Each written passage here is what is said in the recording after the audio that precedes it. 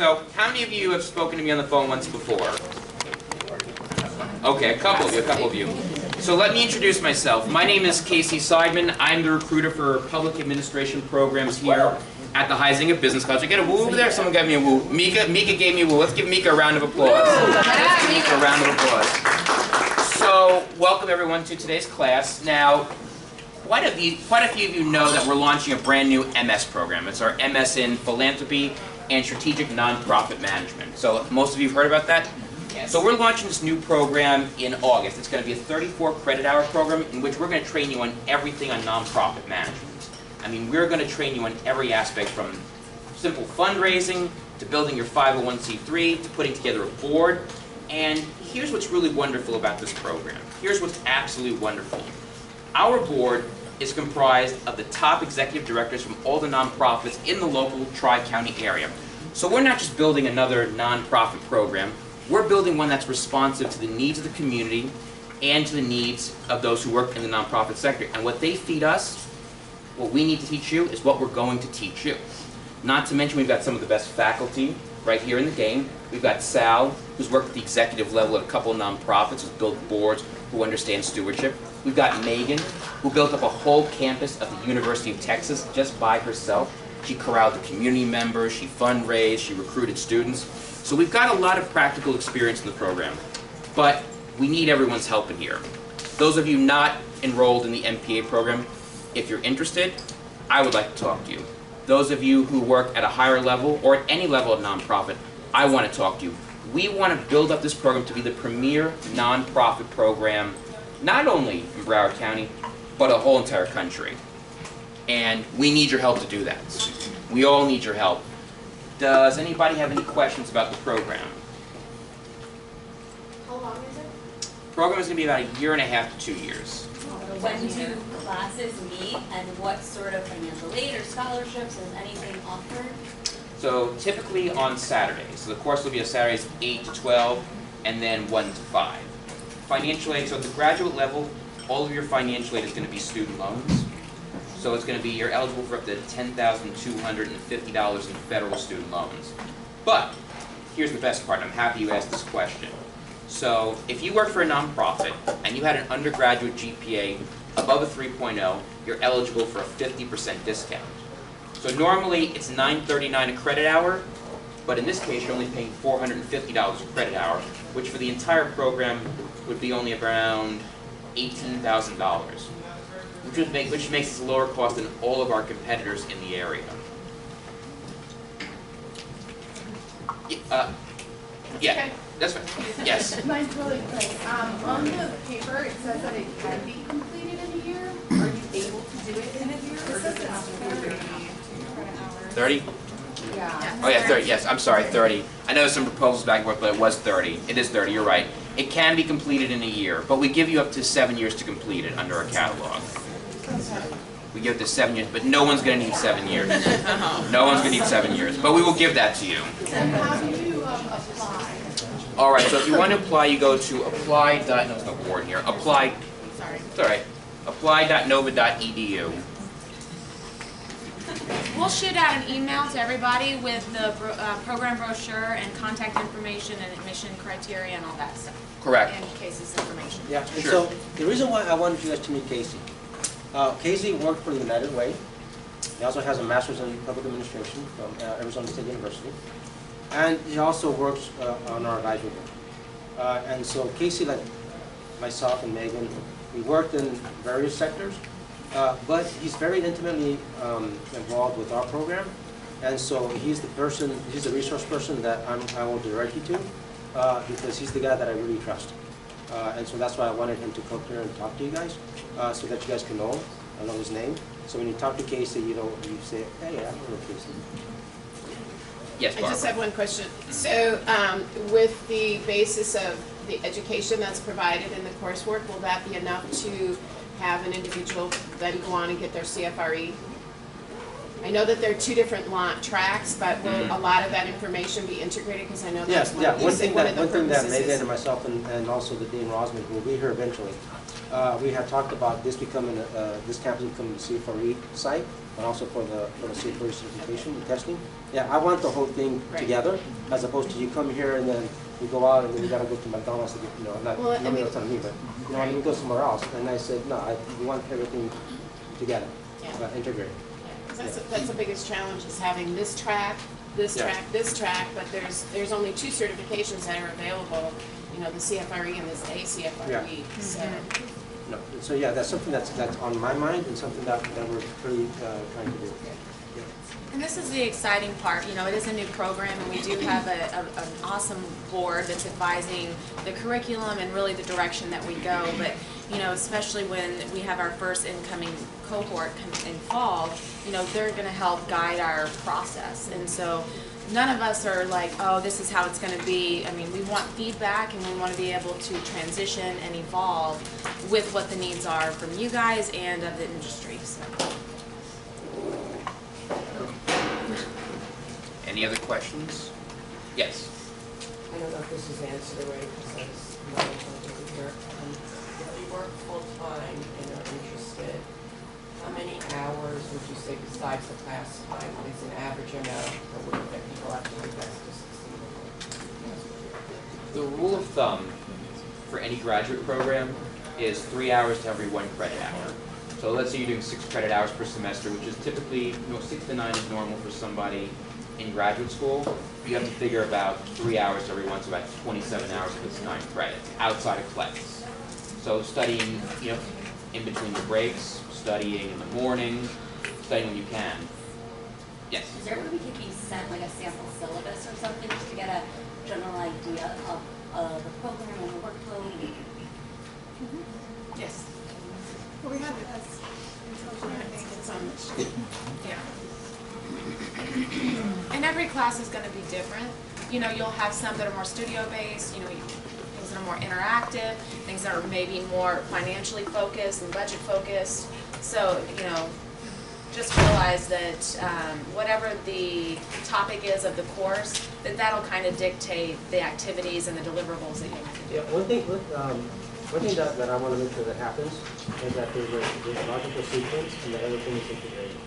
I come from the middle school, university, where we have a class and it's this month, the other class. I don't, that's not the best way to learn. I want to have a nice sequence, nice progression, so that everything's really tied together. So by the time we graduate, we have all this, the students have all the skills that they need to succeed. That's my approach. Anybody else? Thanks, Casey. Oh, no, thank you, thank you. And I promise nobody has to do 4 extra credits. You got my word. No one has to do 4 extra credits. If anybody has any questions, I'm going to leave some business cards over here as well.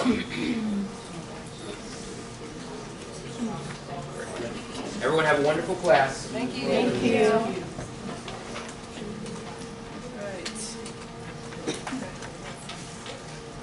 I want to, so I don't know if everybody's had a chance to look at the agenda for today, but I do want to just spend a little bit of time talking about this program structure and then getting into the agenda for the day. But we've kind of outlined this program in 2 different ways, 2 different areas that we're trying to cover every day. And one of that is the organizational planning component, and that's where you get the strategic plan, and then you have the individual skill sets where we're talking about those fundraising tools and best practices. And so I know we have a wide range of experiences in the room, but, you know, seasoned folks, large nonprofits, small nonprofits, startups. I mean, truly, I mean, we're all represented in here. And so what I just want to ask, and one thing that, and I'm sure you're all going to be tired of all these martial arts references, but I've also trained martial arts. And one of my sensei's biggest things was, when you show up to class, show up with a beginner's mind. You know, so when we show up, I'm not taking, because a lot of times it's very repetitive. The things that we're doing in class, the martial arts, the whatever, the technique, we're doing it over and over and over again. And you can be like, oh, I've done this, like, why do I need to keep doing this?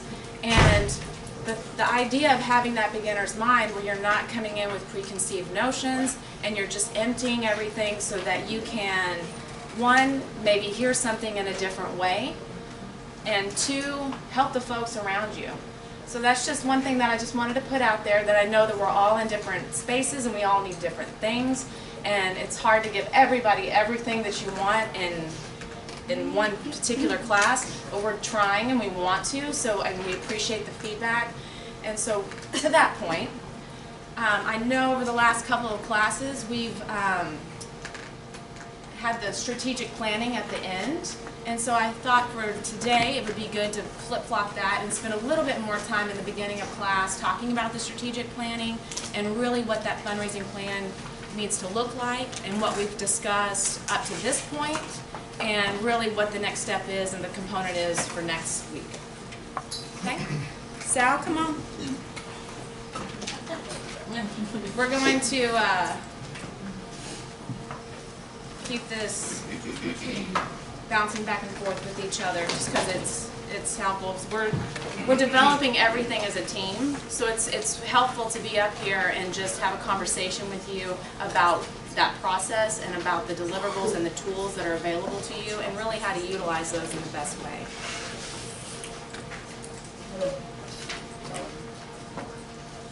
And then later today we have an awesome guest speaker too, Raylyn Barlow from the National Leadership Institute. So we want to make sure we leave plenty of time for her. All right. So we've all seen the general layout of the fundraising strategic plan with these 8 different components. And so far we've talked about the organizational overview and highlights and the strategy, program, and services, accomplishments, growth, and needs. But we're going to spend a little bit of time revisiting that and showing you some of the tools that we've developed for you that are in Canvas for you to utilize to actually get this information into a legit format and plan for you moving forward. All right, so in your packet, if you can pull out and just follow along with us here, it's the one that looks like this, the fundraising strategic plan.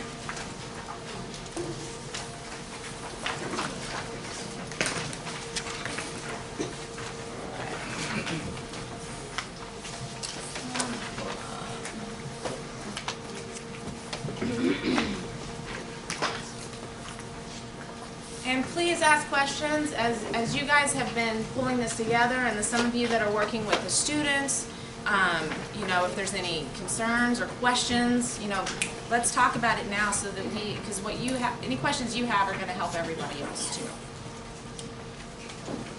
So again, quickly on the organizational overview and highlights, you know, this is where we talked about the why, your mission values, and the who, what, when kind of thing, the strategic direction of your organization, and just the overall giving landscape, the revenue, the expenses, and just the snapshot of what your organization looks like.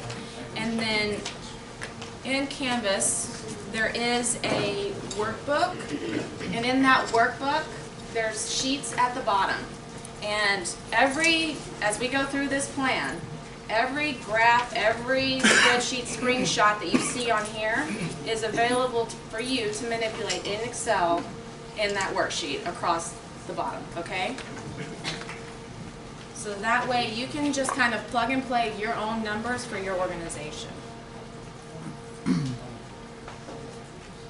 Make sense? Yes. Okay. Can everybody, let me see if I can make this bigger.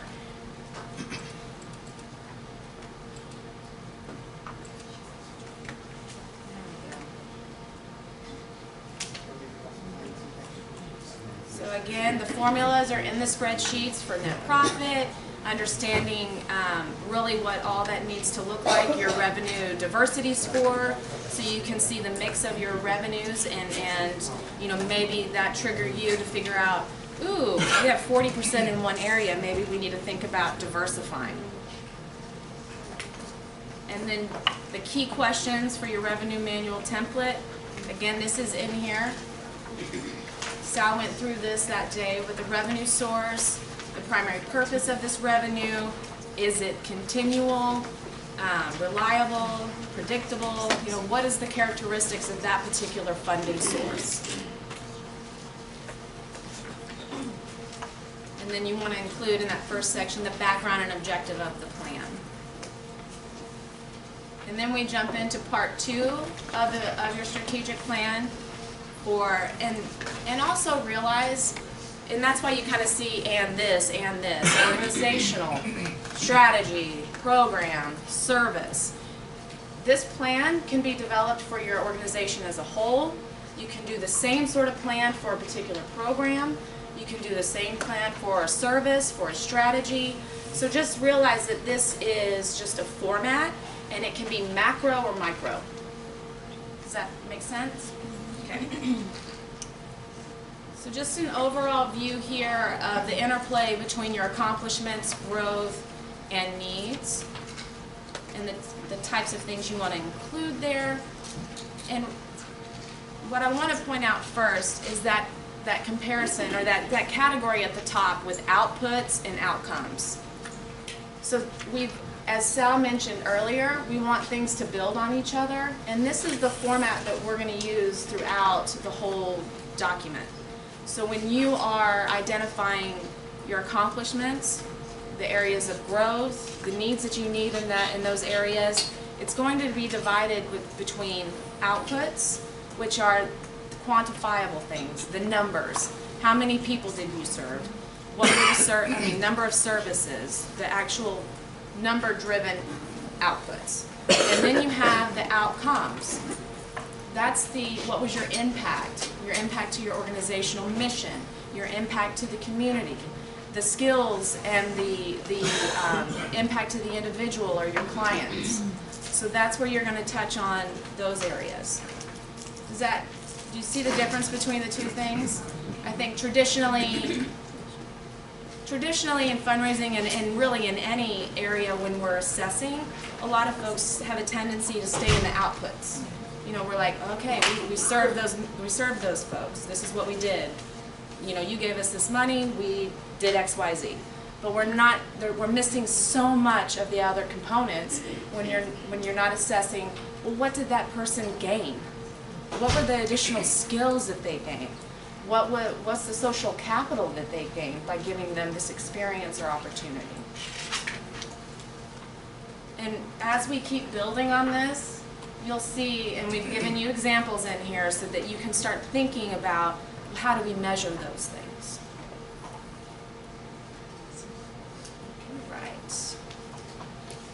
And here's one. So one of the things as you're writing down your accomplishments, I think Sal mentioned last time, like nobody, we're not necessarily great at tooting our own horns, right? Like we don't really know exactly how to tell everybody all the wonderful things that we've done. But here's a good format. Let me make this bigger.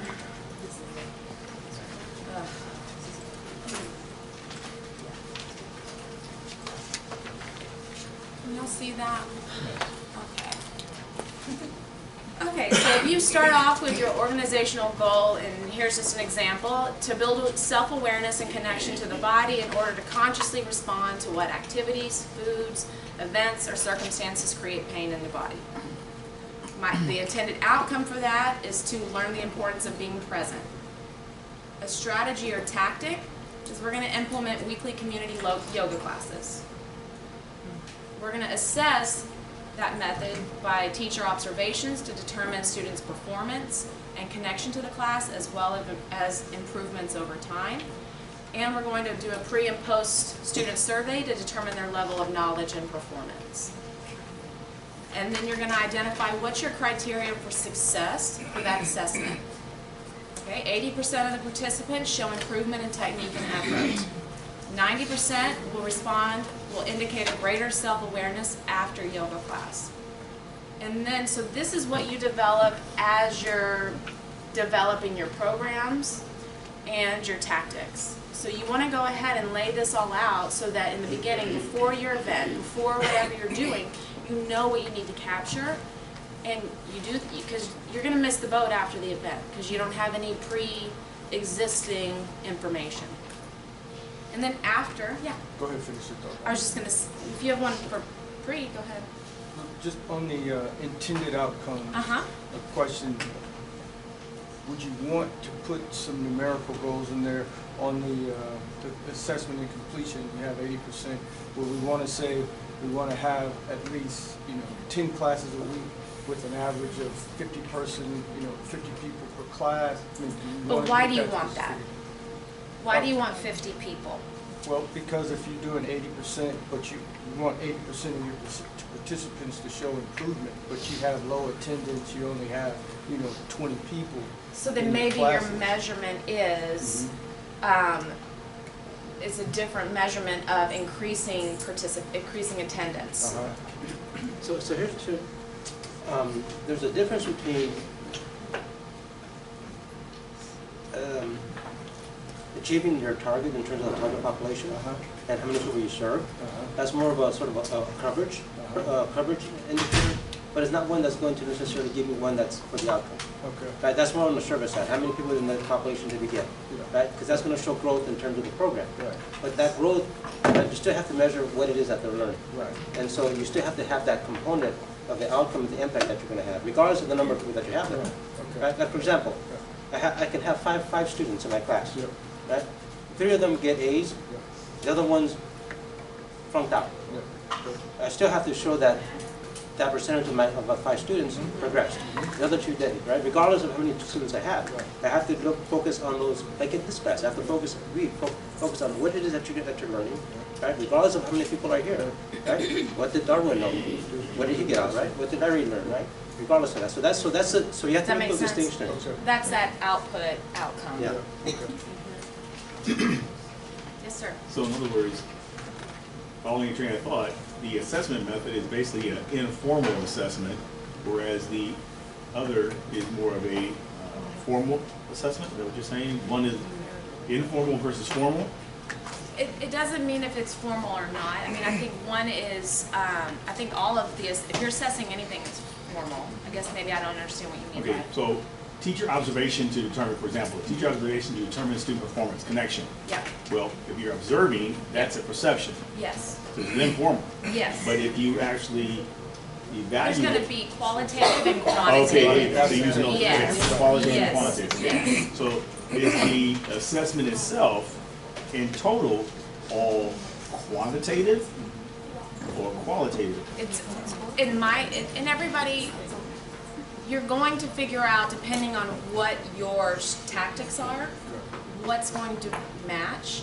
For me, I do try to mix both, because I feel like I get a more holistic response. Doing all quantitative is tough, because you're missing that, especially you're missing that emotional component, and that you're also tied to response rate. The folks that are not going to fill out your survey, and so you're missing that population altogether. So you're really trying to captivate and get as much information from people as possible. So those that might not have filled out your survey, the teacher or whoever, the qualitative component can still make up for that. Does that make sense? Oh, for sure. Yeah. For sure. I have 2 questions. The first one is, I know you say that this is something we should implement at the very beginning of the program. What is there a way to implement that midway through and to Always. always? Okay. Yeah. Best practice is to do it before.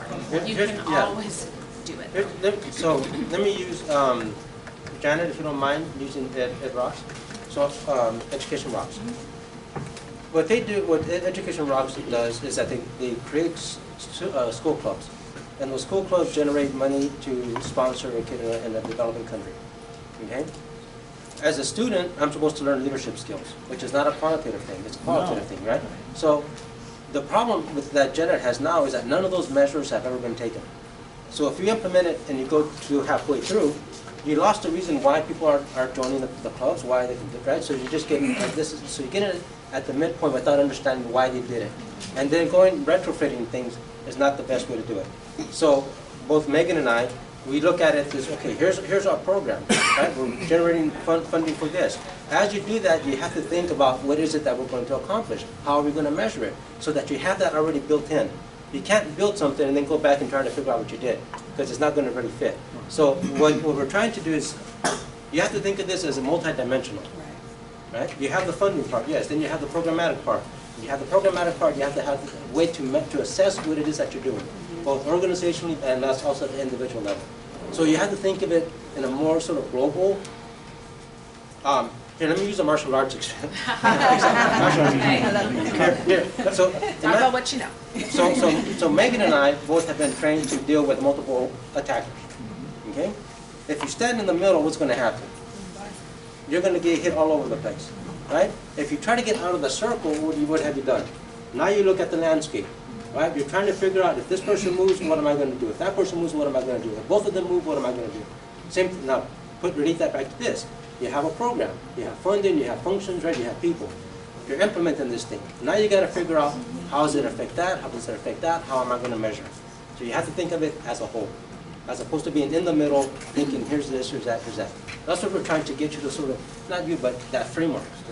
I will say this from my point, like any grants you apply for, United Way, Children's Services Company, you have to have this information going into that name. So you can't retrofit. It's so important to know how to cultivate, because we have new nonprofits, wonderful nonprofits like serving a need. They don't have any evidence, they don't have any of these things to present to warrant the money. So just, most of you guys know Sandra Einhorn, from the executive director of the Nonprofit Executive Alliance. So we met with her earlier in the week, and she said the same thing, is that there's organizations that are wonderful, but they don't know how to tell a story. The reason why they don't know how to tell a story is that they try to retrofit what we're doing. You can't retrofit that. You have to think of it from the beginning as you go through. Well, and it's and this is why, it's so, our role is so important as an educational institution, as an opportunity to give back, because especially with the startups, your boots are on the ground, you're getting things done. The last thing you're thinking about is how do I measure our success? You're just trying to get through whatever it is you're trying to get through. So these are the tools that you can use to just plug and play and be like, I know it's a change of thought because and it'll be several iterations of developing this, especially when you're figuring out what your assessment methods are and how to measure that success. Because the terminology and the verbiage that you use there to truly measure that, it's a skill that needs to be cultivated. It's not just something that our brains just naturally dive to. So it's just really thinking about how that's structured. So let me tell you something that's very true. It happened. So we're working on this together. Right? We have this component here on assessment strategy. Megan and I actually struggled with that, right? And because I'm like Darwin, I want to count everything. I want to count. And so I'm talking with Megan, and so I'm talking with Megan. I said, "No, Megan, if I'm working with, for example, I mentioned about Evan. If I'm working with Evan, I want to see his progress. I want to get them in the mirror so I know how he's doing, right?" So she goes, "Observation, perfect. That's the word, right?" I'm going here. She comes up, observations. That's the qualitative side. So you have to understand when to measure things, when you assess qualitatively, then how you bring them together, which would be a more robust, more enlightening way of assessing your program, assessing what you're doing. Yes, ma'am.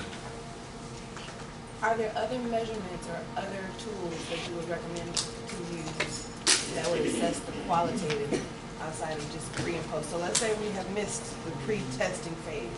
That's the quantitative. Okay. Yep. But even with an observation, that is where the qualitative goes. Yes. Right? Okay. So that something that you're not typically quantified to a number or some sort of scale.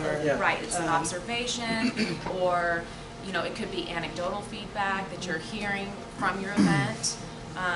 It could be a variety of different, and we can put links on there to get your mind kind of going about what type of assessments those would be. Yeah, so let me give you back to Education Rocks.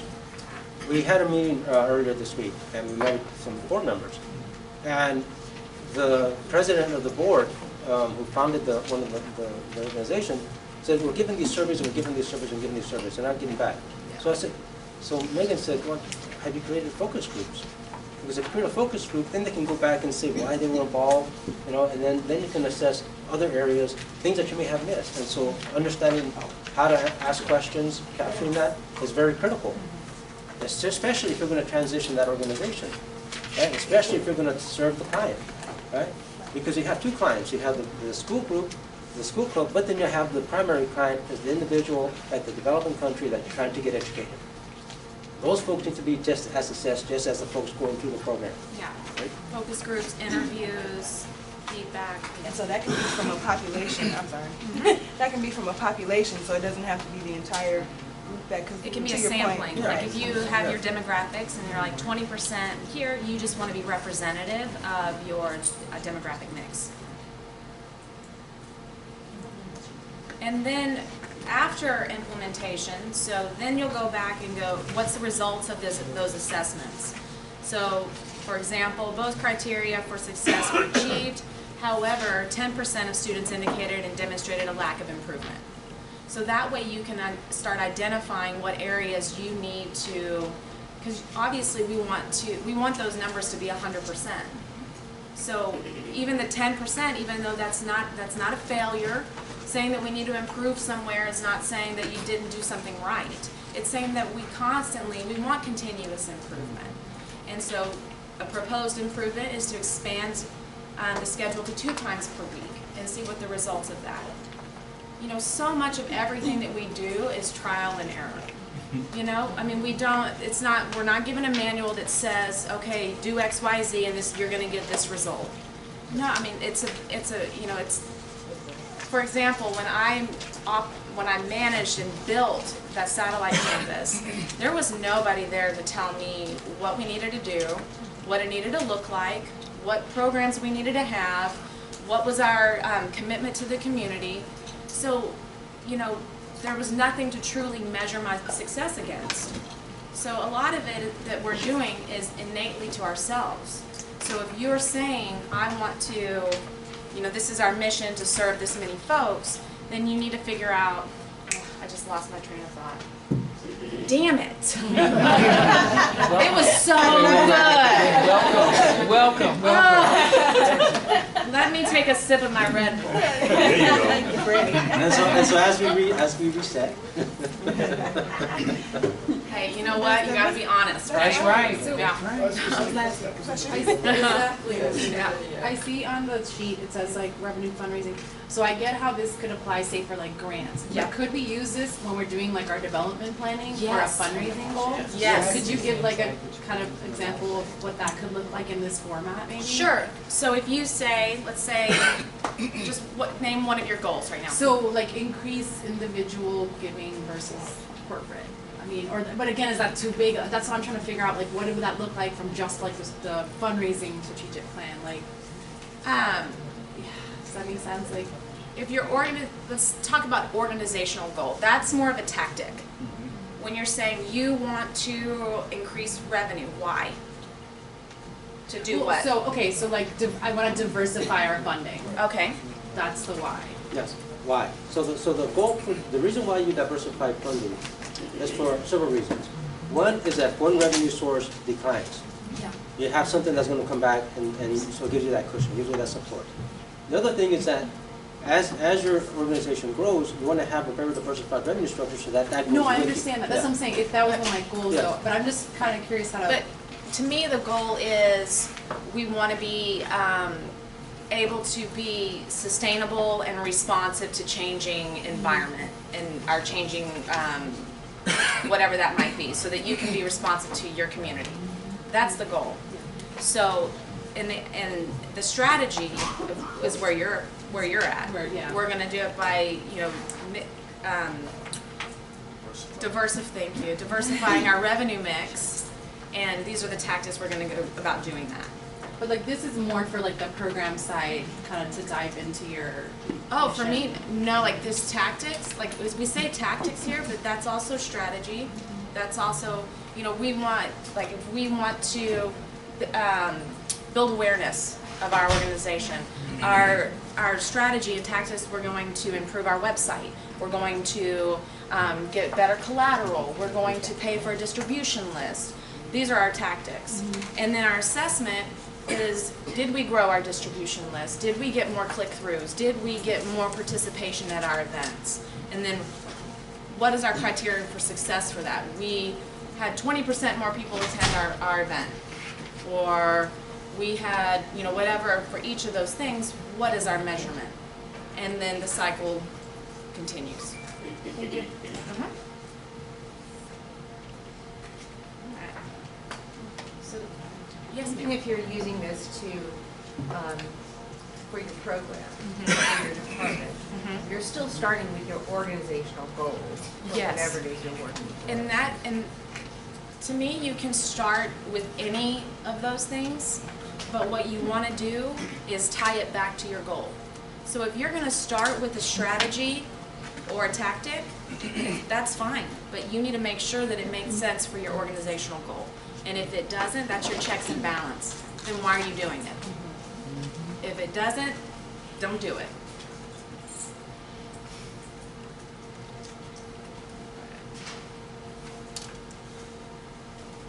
And then we did put the Gantt chart template in there so that you guys can use that as you're going through your programs and all of these tasks, that you can lay them out and kind of make sure that you're planning out accordingly.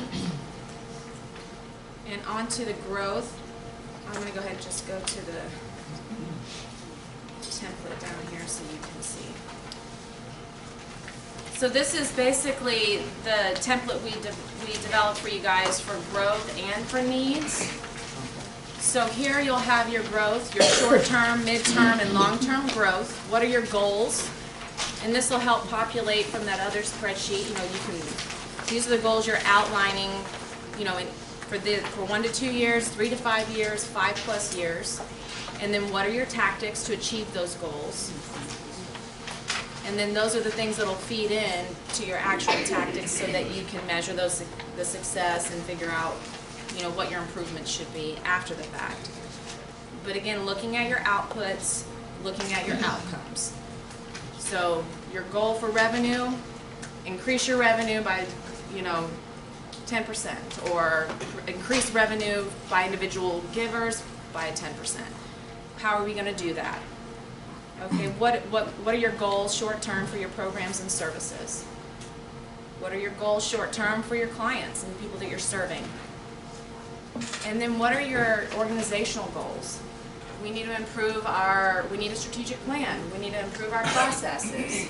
We need to be more efficient and automate, or you know, whatever that might be that's going to help your internal organization. And then individual. We want to increase leadership skills in our clients. We want to, it's that internal stuff. It's really, really hard to measure. But that's the niche of what we need to be capturing. That's what's going to take you back to the why. That's what's going to connect you to your donors. And that's what's going to connect them to giving to you. And then the community. You know, I think so much we can be narrow. You know, and like, okay, I'm, for example, at the university, I'm servicing 600 graduate students, and I'm doing XYZ for them. Well, what am I doing? I'm also sitting smack dab in an urban center, and we have all of these resources, all this institutional knowledge. What are we doing to give back to our community, and how can we make that connection? You know, maybe it's a mentorship program, so it's not only the students I'm serving, but it's a win-win for the community. And then we have the tactics. So the needs to achieve those tactics. So in order to, if you're, like somebody throw out an example of a tactic for increasing your individual donor revenue. How would we go about doing that? What's one way? Yeah. Number of solicitation emails. So increase your email distributions, okay. So what do you need in order to do that? Maybe you need an email management system to where, like MyEmma or Constant Contact or whatever, that maybe you don't have that, or maybe you need to figure out what your messaging is. And you want to hire a consultant that's going to examine your messaging and make sure that it's consistent and delivering what you want. So you're going to outline what your needs are for that. Both money, you know, you want to look at your human, do you need more people? I need somebody to manage our social media and these communications, so we need another FTE, or whatever that might be. So you want to make sure that you're looking at all those different areas of your needs. And in this particular, we'll dive deeper into that when we get into today's session, when it's monetizing those things. But right now, you're just saying, we need a person, or we need this tool, or we need this equipment.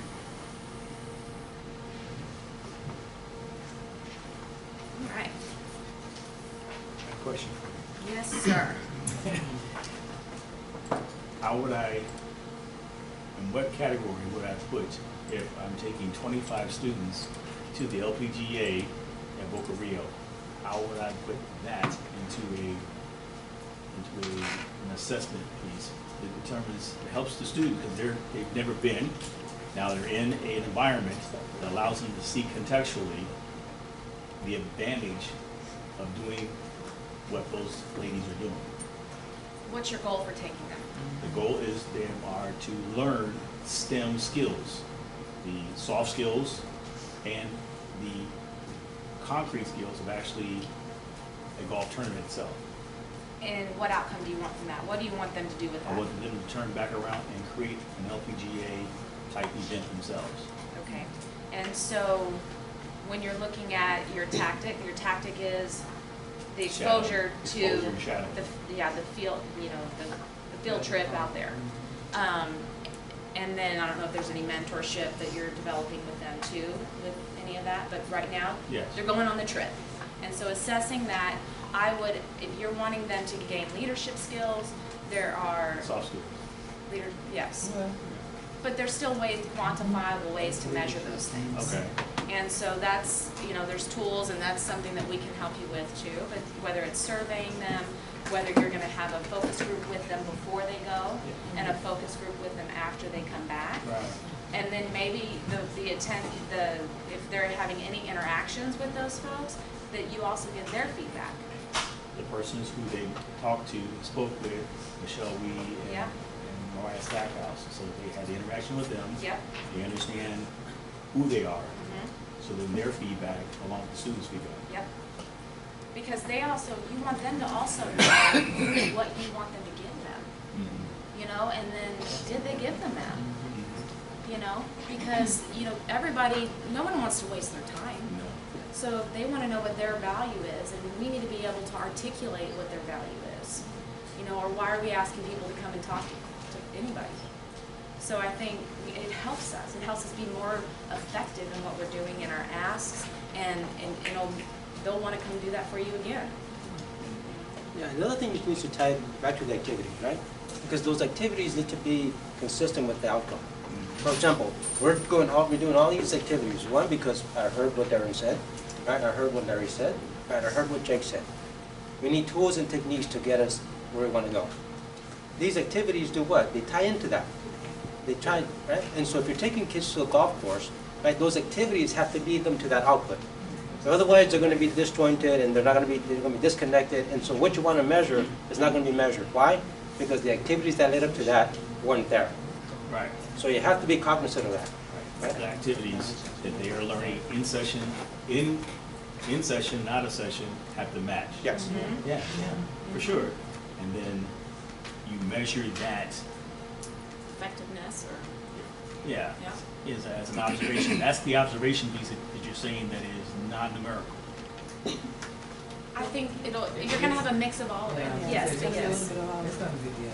I mean, if you're going to do physical surveys, then that's the quantifiable thing. Then you can go and you can do your assessments and statistical analysis about the results of those surveys. If you're going to ask your speakers, how did, you know, your goals for the speaking was to do X, Y, Z, you know, did they ask you questions that were relevant? Were they prepared? Were they engaged? You know, what were the things that they did one-on-one? And that could also be a survey. You know, you can say these are the 5 questions, and Yeah. do they match those 5 exactly, questions? Right. and you just have to figure out. Some people respond better talking, and you know, and some people respond better to open-ended questions on surveys. And so it's just knowing your audience too, and knowing what kind of information you need to get back to figure out what method is best. There's no one like, hey, this is. I mean, we all love surveys just because we're like, check box. We sent the survey out, done, you know, but, and then we're like, oh, sorry, only 20% responded. That doesn't give us any useful information. So how can we actually get information that's going to help us? And I think the interviews and the focus groups, if you have that kind of opportunity, a lot of times we don't have that access. So, again, the real-time survey, app survey, while it's going through, while it's actually happening. Yeah. So they have their phones, they do the 5 questions, right away quick, you get the immediate feedback into a database collection already, and then you get the actual person's feedback, and you can document both of those. Okay. Exactly.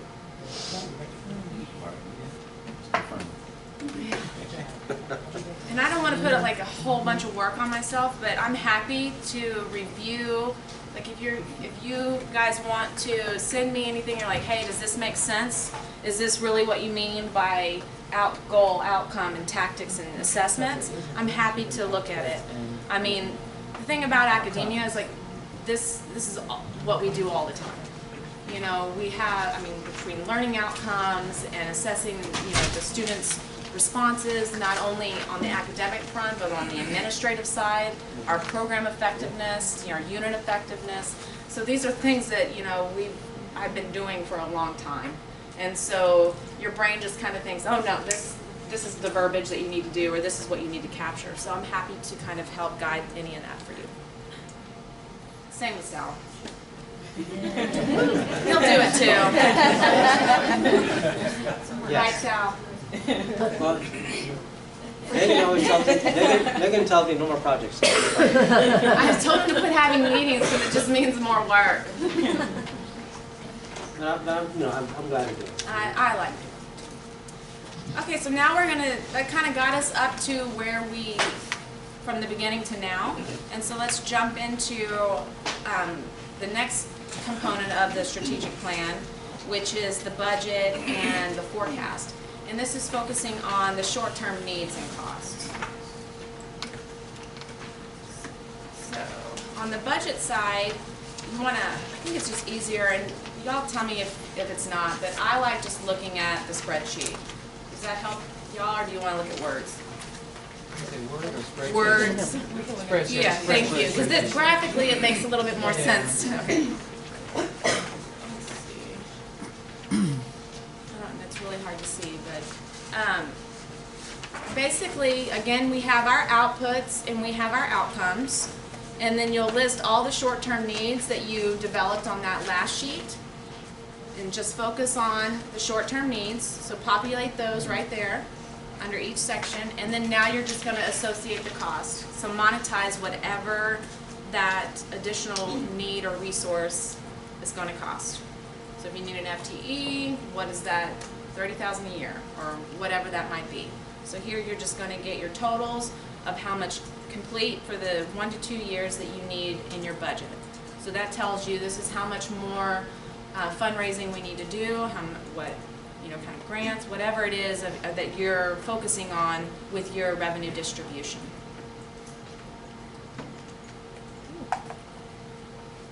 Okay, on the financial forecasting, I'm going to let Sal jump in on this one.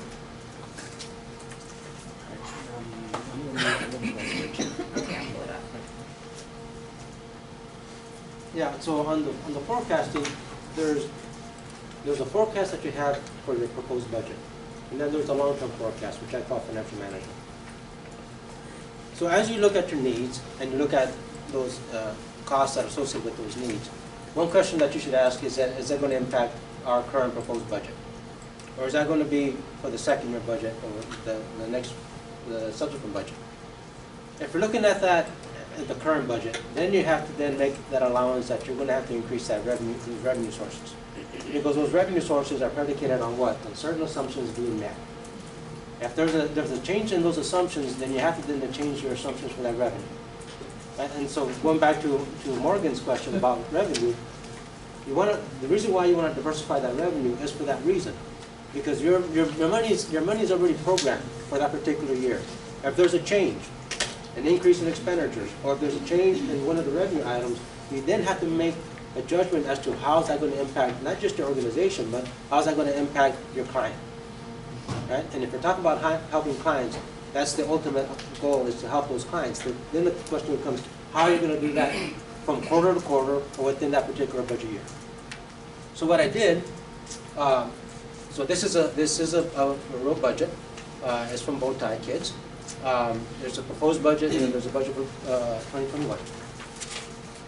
And if you look at contributed income, that's the sum of the individual contributions, board member contributions, and the other contributions. For column A, that's a 5% increase in revenue. Column B is like a 10%, 15%, 20%. The ones that are in red are the ones that I'm going to forecast for the particular year, and I'm going to vary them. The reason why I'm going back to there are several things that I want as a finance budget director. Megan calls me a recovering finance budget director. I'm fine with either one. Right? And so the ones that are in the red are the ones that I'm going to vary. And so as a former budget director, recovering budget director, there's several things. I want to look at what it means for the programs, but also what it means for the sustainability, the health of my organization. And so there's several things that I want to do. If I know that my historical net, how many of you heard the term net profit margin? Yes. All of you heard it, especially if you're a CPA. Right? So there's a historical net profit margin that I want to sustain, that I want to keep. There's two ways that I'm going to increase that. One is additional revenue. Right? The other way I'm going to increase it is going to decrease expenditures. Right? The other way is to have, if expenditures are going to increase, then I want to make sure that my revenue is going to outpace the growth in expenditures. Why? Because I want to make sure that the net profit margin stays the same, that fund balance is positive. And so for me, because that's the way I think, and also in terms of programs and that sort of stuff, I come up with different scenarios. And this goes to Morgan's question. Right? There's a goal to increase revenue. Where do I increase it? Right? I mentioned the first session about understanding the revenue structure, understanding that diversity. Right? That is very critical, because then that leads to the tactic of where can I increase revenue. Right? If your corporate donations are going to stay constant, then you have to find another way to get that revenue. Right? There's a particular time. The speaker from last week talked about galas. Right? Those galas not just only serve to generate money for that particular event. What else does it do? Networking. Network. Right? So there's a connection back to corporate donations. There's a connection back to individual donations. So you look at that event as a multi-purpose event, not as just generating revenue, right? I mean, people say, I want to have a gala. Well, why do you want to have the gala? So I can get money. Well, there's an alternate reason for having those things, to cultivate people, right? Why do you have silent options? Same thing, right? One of my ex-wife, I only have two. Although my name is Solomon. My mother was not wise. So my ex-wife, Patty, Tricia, worked for the Cancer Research Foundation in Evanston, Illinois. And so they had the silent auction. And in addition to having the silent auction, what they did was that they partnered with the Chicago Bears. So they would have individuals from the Chicago Bears come that attracted outside people. They generated about $250,000 in one event. In addition to that, there was other events associated with it. So one gentleman, him by himself, generated $70,000. And they had other people doing the same thing, right, out of this one particular event. So you have to think of it strategically, right? There's a tactic for getting that, but there's also an alternative way of generating revenue. So here, this thing.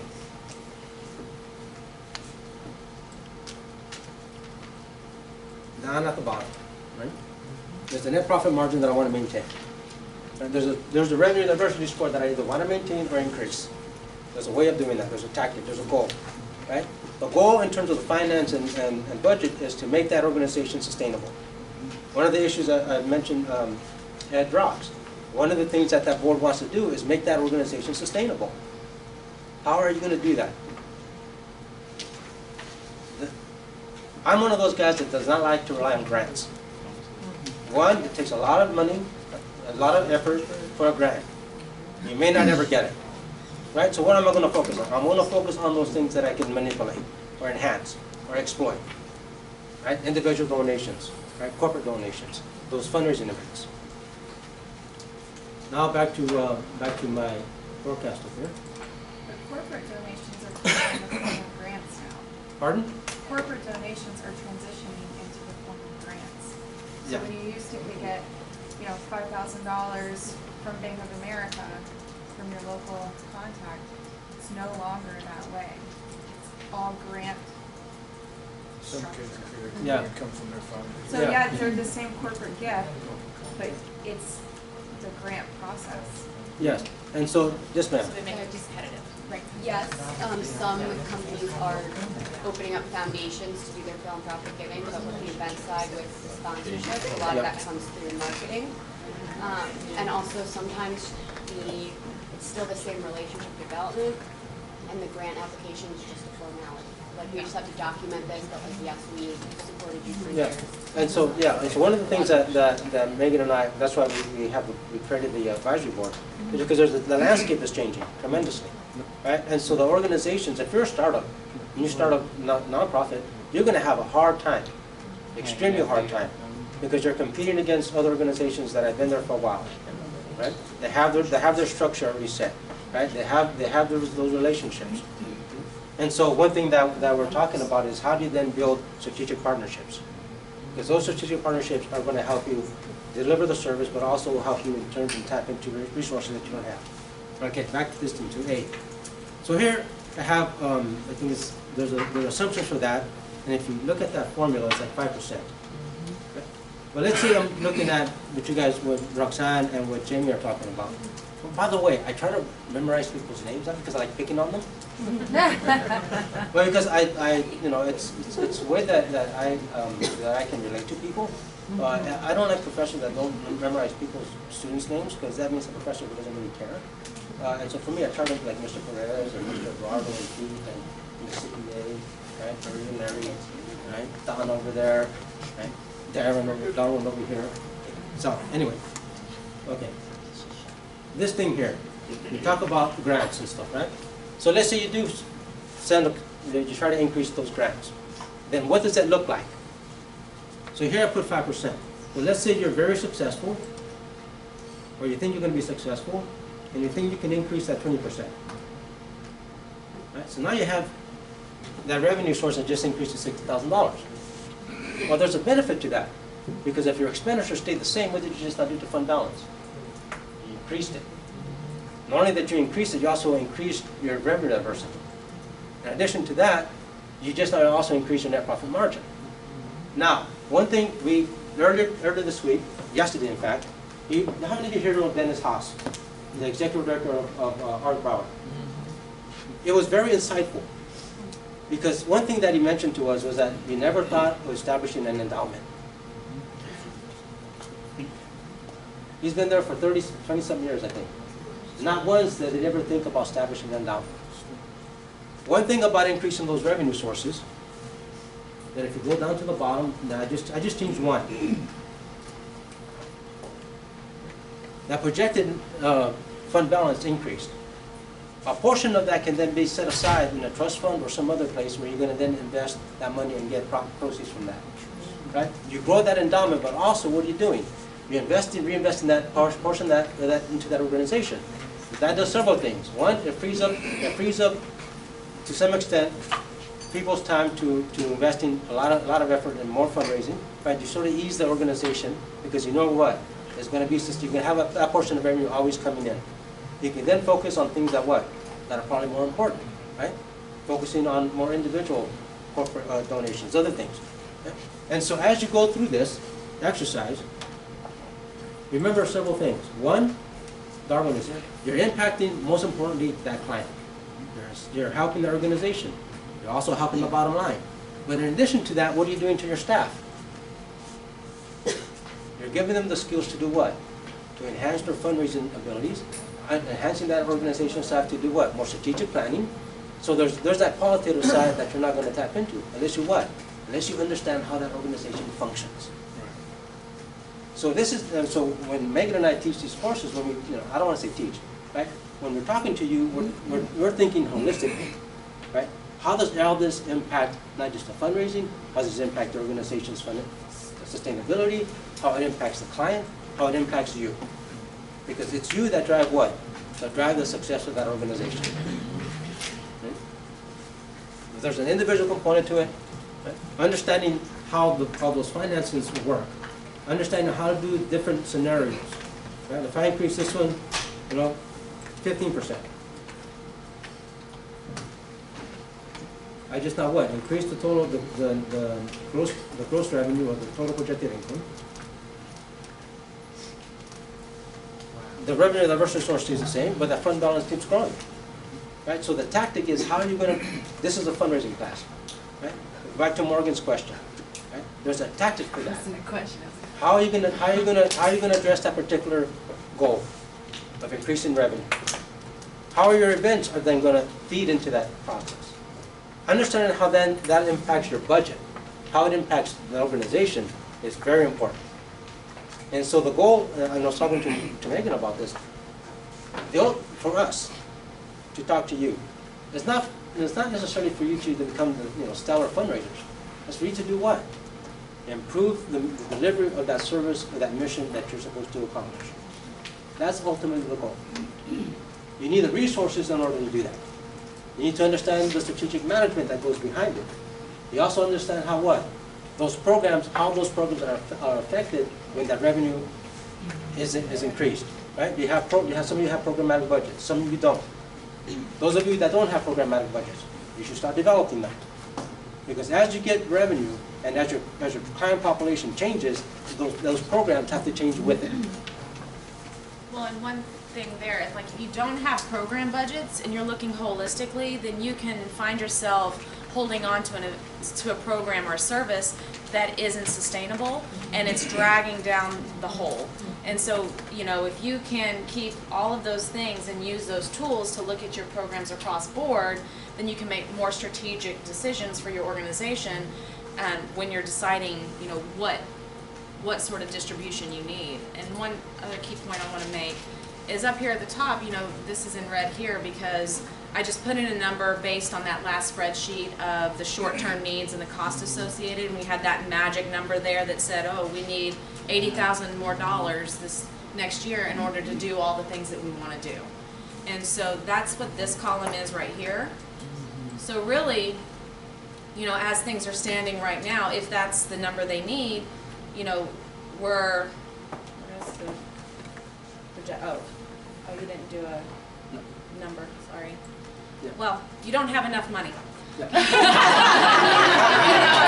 He did a percentage of it. There's not the number there, but it's less. Yeah. So see here, if your goal is only $159,000, then you're short. Yeah. So these. Yeah. Go ahead. Sorry, just one more quick thing.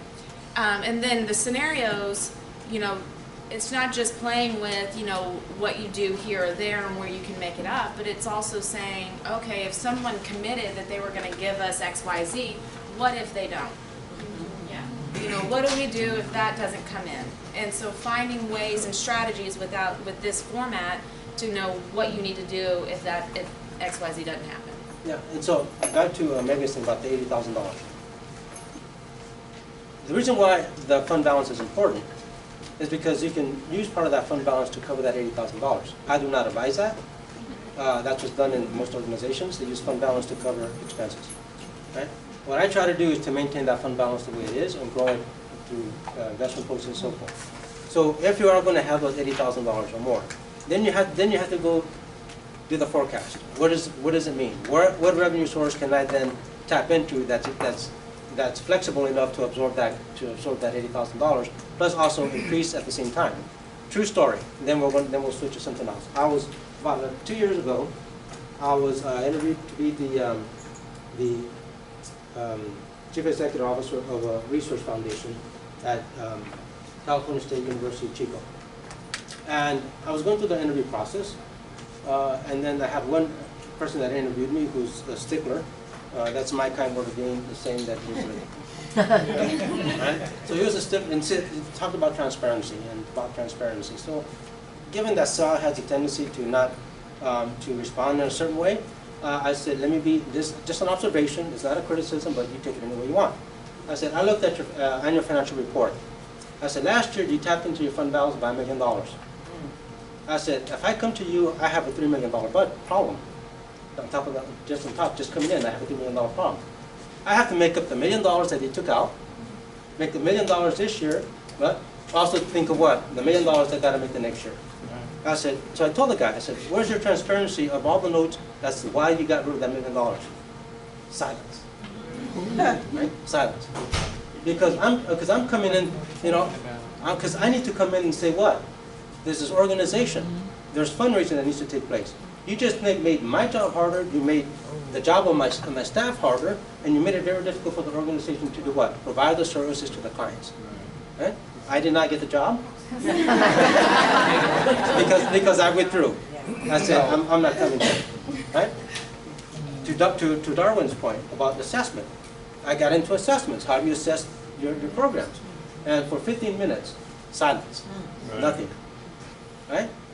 But it goes back to Megan's point. If you have expenditures, you go through that. You have to go through that process of understanding what the revenue is, what drives the revenue, how are you going to use it, how are you going to assess the outcome, qualitatively, quantitatively, combined together. Right? You're a consultant. These are the things that nonprofits tend not to do very well. Right? Why?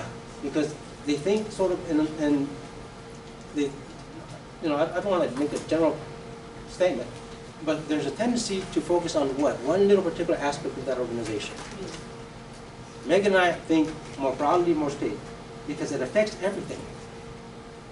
But more importantly, remember that mission of your organization. You have to complete that, you have to meet that mission. Right? That's the most important thing in that organization, meeting that mission, serving those clients. What tactics are you going to use to get there? In terms of the revenue side, in terms of the programs, in terms of your staff. As well as expenses. I know we're focusing everything on revenue, but it's also, you need to be just as thoughtful with your expenses. Like if you are leasing a space and maybe that your lease is up in 1 year, and you know, you want to be able to forecast what's necessary and what's needed so that you don't, you know, wake up and go, oh shoot, you know, we got $100,000 shortage here because we didn't think about, you know, what we needed to do and plan for this. Do you want to jump into the? Let's go to the exercise. Okay. Before you do this, Yeah. you keep mentioning the retained earnings, for lack of a better term. Are there guidelines about what you can invest in and what you can't? Because I mean, we're very, very conservative, but we have a very small yielding bank account. Yeah.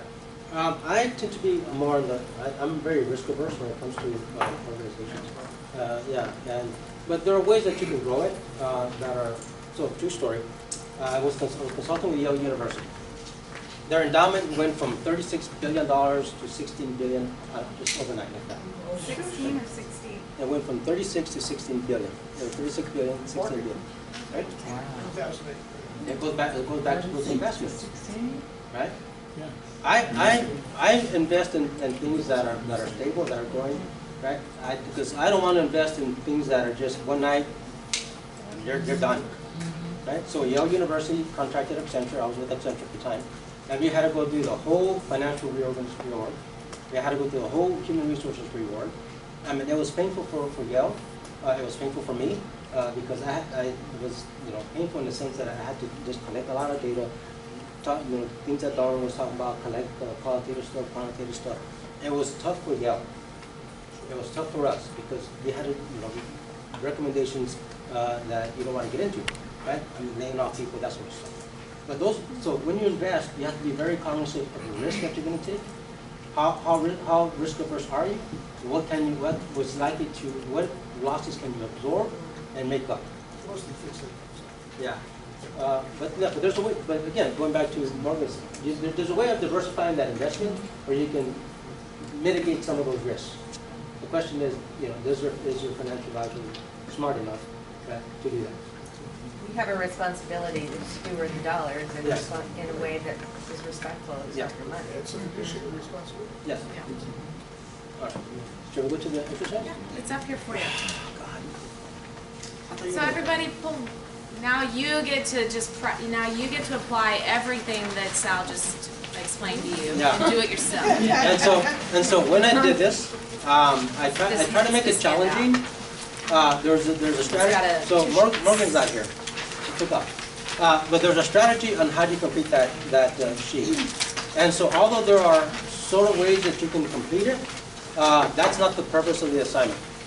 The purpose of the assignment is how are you going to be strategic in completing that assignment and your thinking process of how to do it. That's the most important part. So you can work on it individually as a group.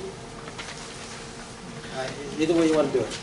So basically, you've got a sample sheet, profit and loss sheet on the back, and the areas that are highlighted are the areas that you need to fill in. So step one is to determine what the revenue diversity score is.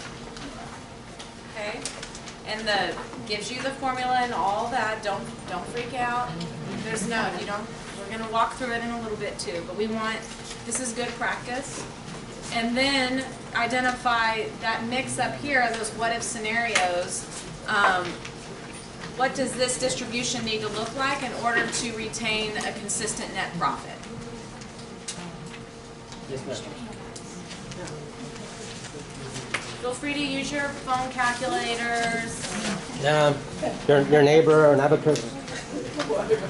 Or if you just want to think about your strategy and write words to it, if numbers freak you out.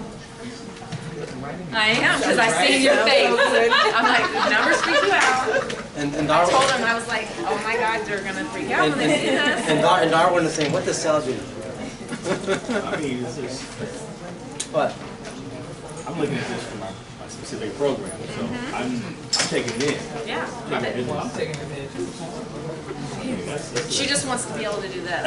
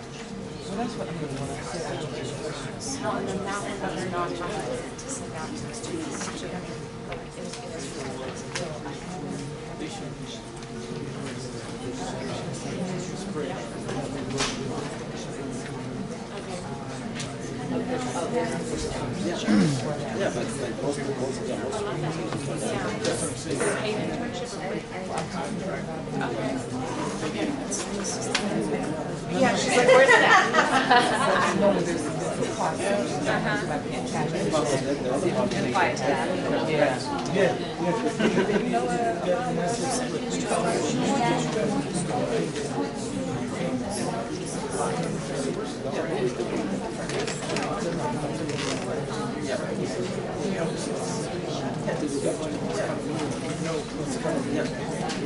But you gotta have it.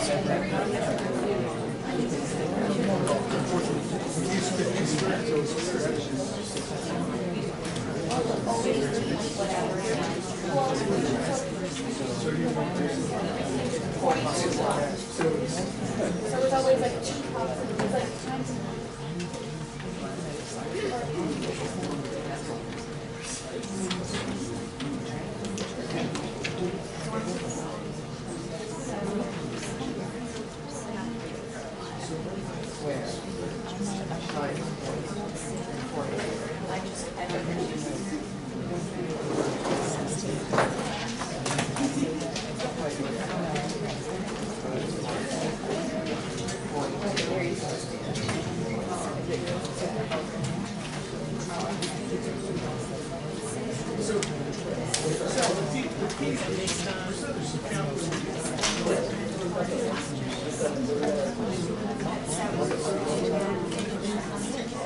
So it's just based on the percentage.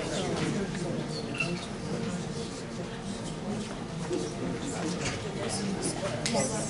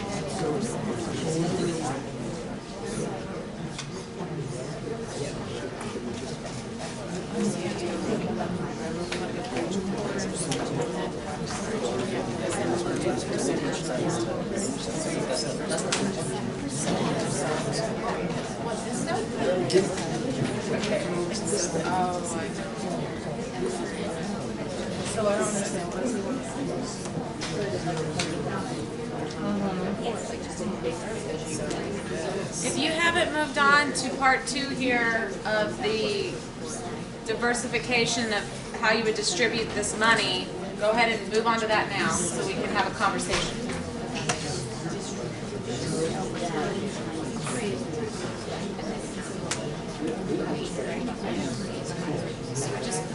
You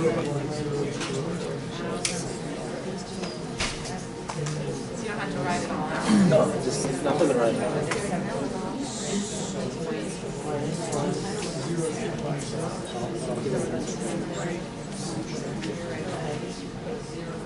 So this is projected. This is projected.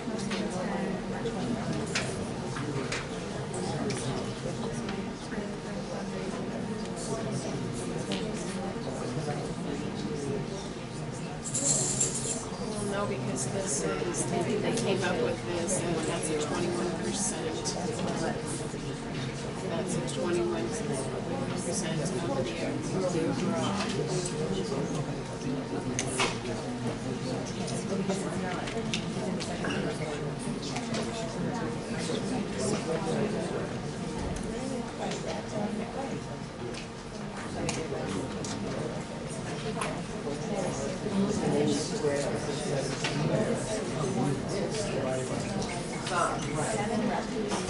All of those.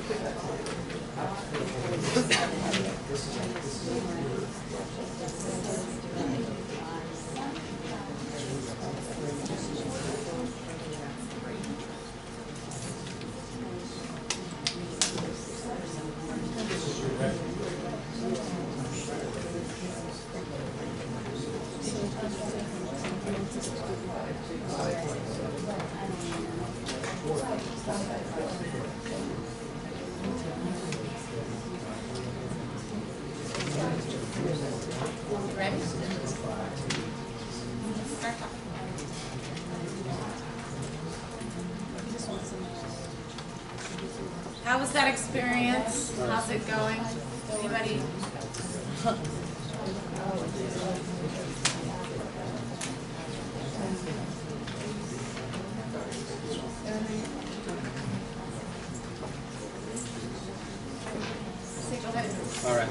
should we, let's discuss this. All right, let's discuss this thing here. Yes, let's discuss. All right, so, the revenue diversity score is something like 0.90, something like that. All right, so let's talk about the distribution. There are several ways of doing it. So those of you that got past the revenue diversity stuff and on the distribution, how did you guys decide how to distribute? You haven't? You haven't gotten there? All right. You look at the total. Yeah. Yeah. We couldn't So- hear over here. So Megan has the spreadsheet. One strategy of doing that is the one in the middle, an even distribution across all quarters. There are advantages to doing that. The other way you can address that is front loading it. So you front load all your revenue. Okay, how many of you here front loaded your revenue? Why did you do that? Why did you front load it? Because we live in Stewart and it's seasonal and we only have a few months to raise most of the money, so we front loaded the money. So Okay. most of it's in the beginning. Now, in terms of the programs, right? When you front load everything, what negative impact may that have on the programs or on the clients that you serve?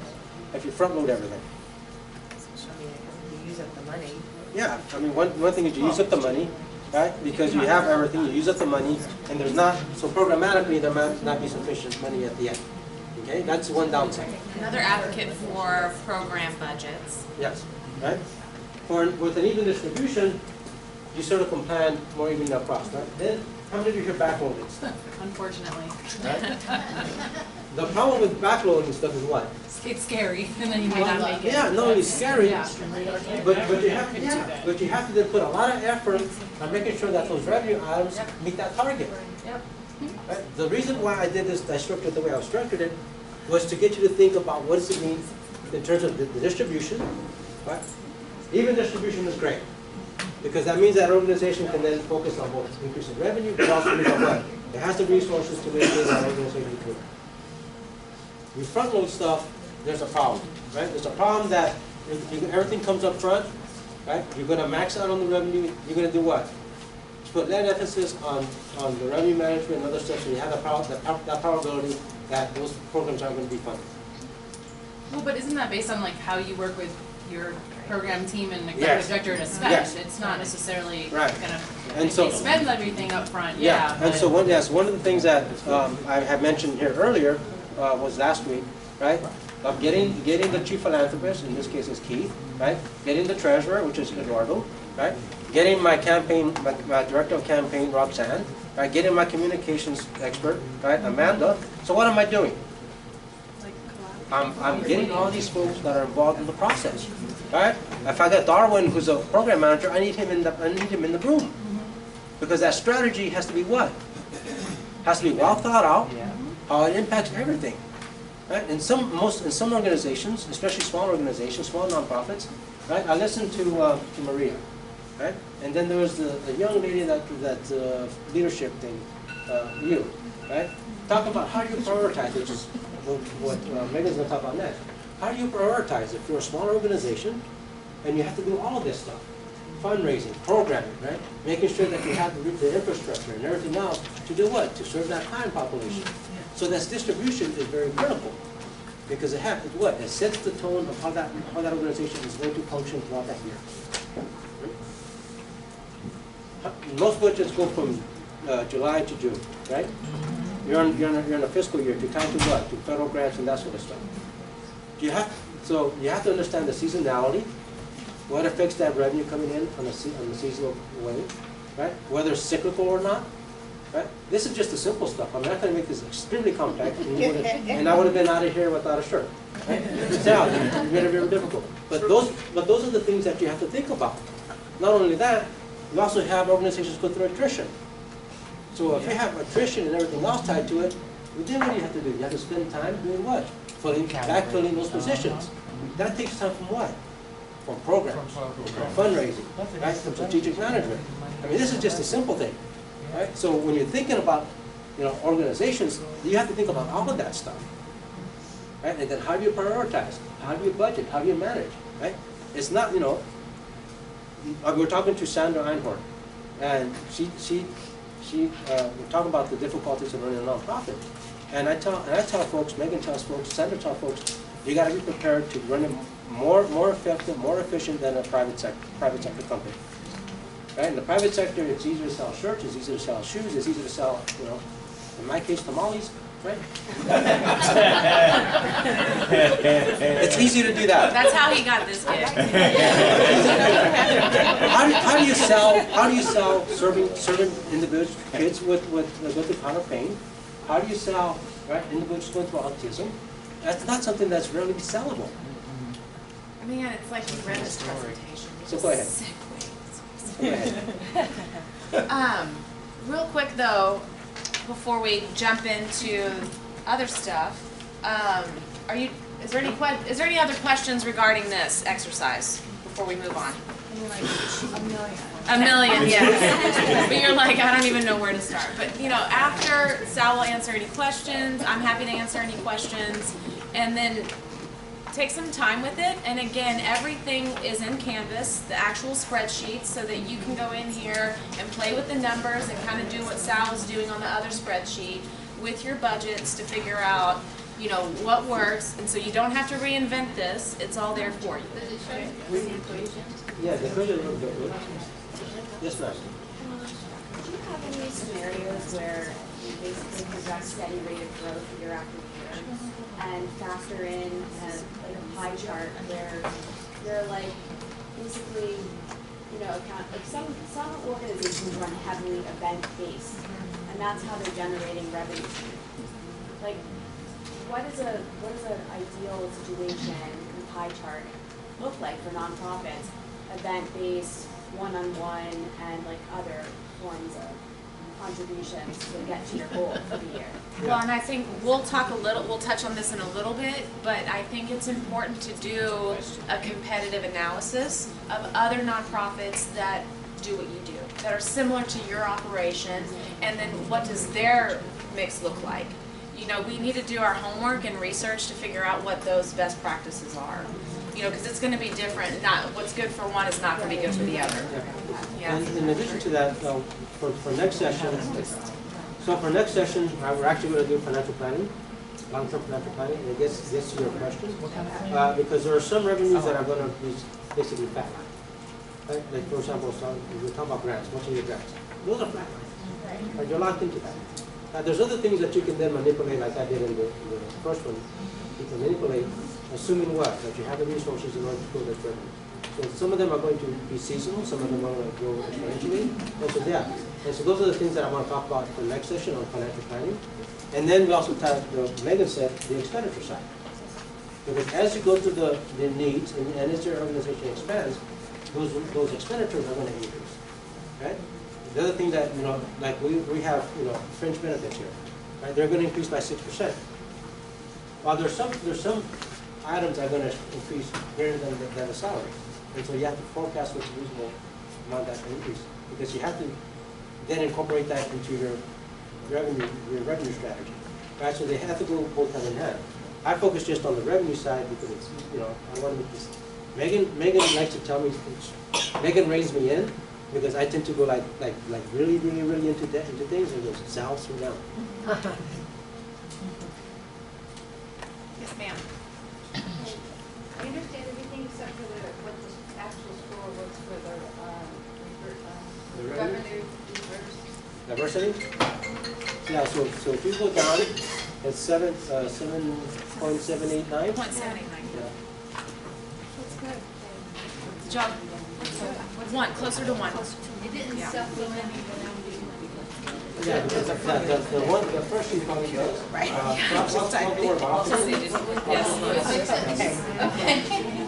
But make sure you understand what those variables are, because you might might have some surprise depending on when you adjust. Like you might not Is there have as a many simple way to revenues. explain this revenue diversity more? Yeah. And why one is good and?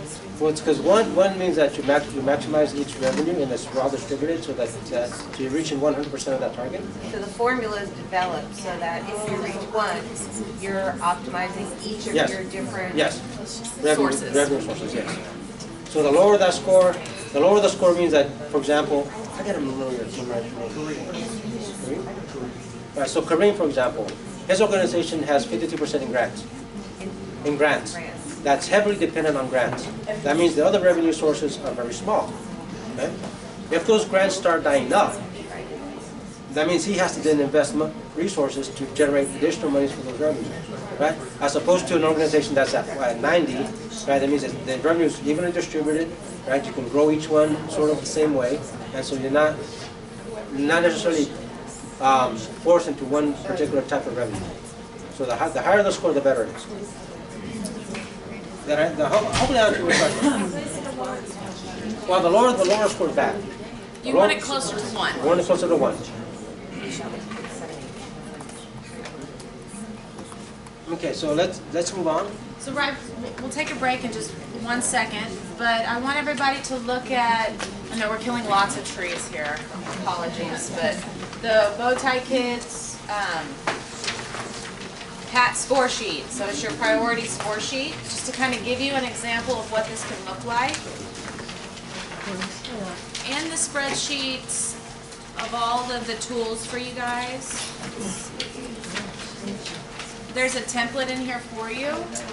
Just so, this is what's going to help you. I know we talked last week about prioritizing and how to prioritize the different tasks and different responsibilities and everything that you have going on. So this is a good tool for you guys to use so you can quickly kind of score the priorities and then categorize them and then figure out what your next steps should be as you're determining what your short, mid, and long-term goals are. Questions?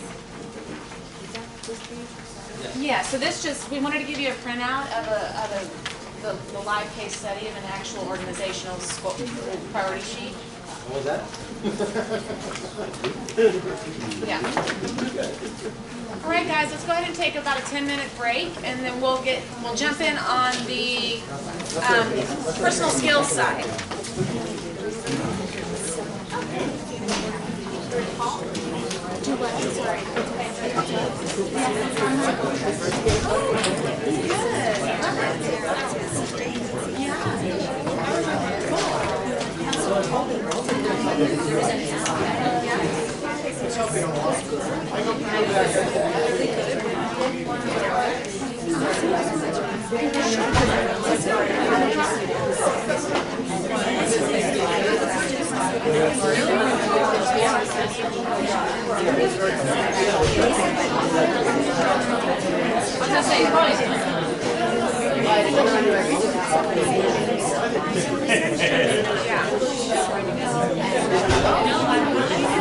Yeah, so there's the motivator outcome, these are outcomes, so the numbers, it's addressing that.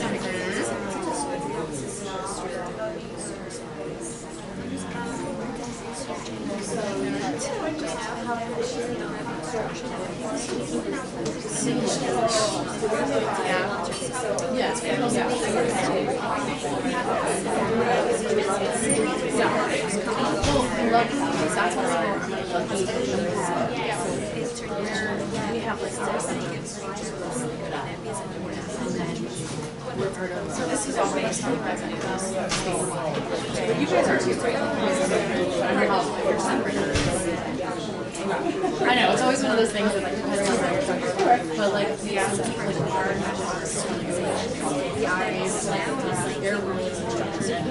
like my boss, and they're really, really smart. Under a freshman, they're my look at what I've done. So she's so, luckily doesn't make it personally. Now, I'm still managing like the business plans, and so that's what I make sure that she encouraged. But luckily, and it's actually Jamie, I used to know her, she was at I've had the blessing of using writers to know how to structure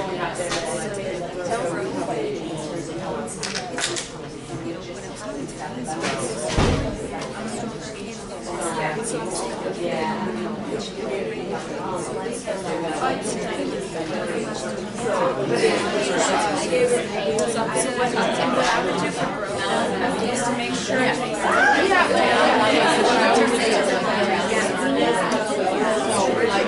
part of this is just tie back when I'm other parts of it that I but I like when you so I'm using some I was yeah, I mean it's just like but I know it will and so I would just take those things and decide here and just talk about to get all that over. You have it's out of the brand, and so now you have to just say what the organization.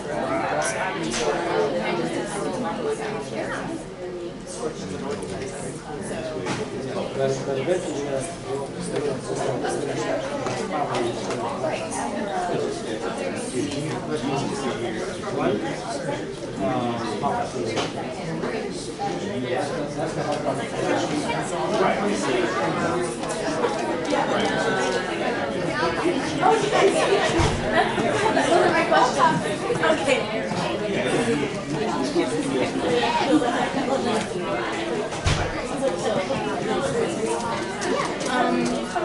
I have a question. So I told you about the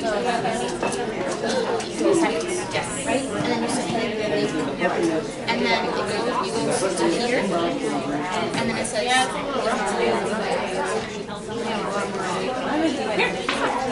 no, but that's I mean, what happens when you just ignore that?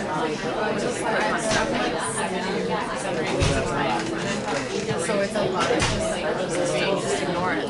It doesn't look like it's actually that's how I mean. So where do you submit the work?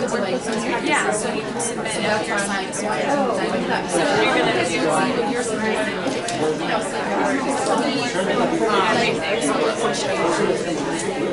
So we have we're based in Norwood, and you have strategic plan assignments here, and then you have online student session assignments, which is if you're in class, you do not need to be okay. So like those are cool. And then like online students, and what you miss is you miss the class, so then you'll go in, so it's all up there in the line, not just one and then like do a thing, but that's part of so if you go to session to you're reacting that's reacting, and that's a blessing because that isn't always the case.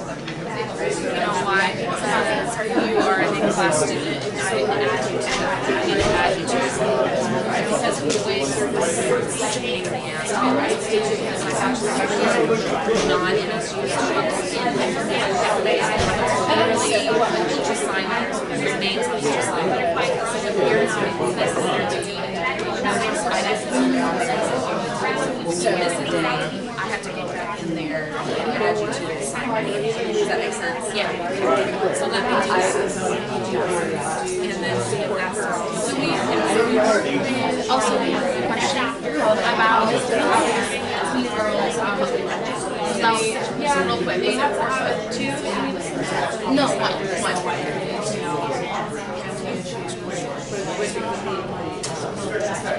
And so originally this was to academic program, so you can have school boards, every kind of shenanigans and you got teaching, which you also get is you get it's not I know they can't pay a lot of advice. Actually, so I have now also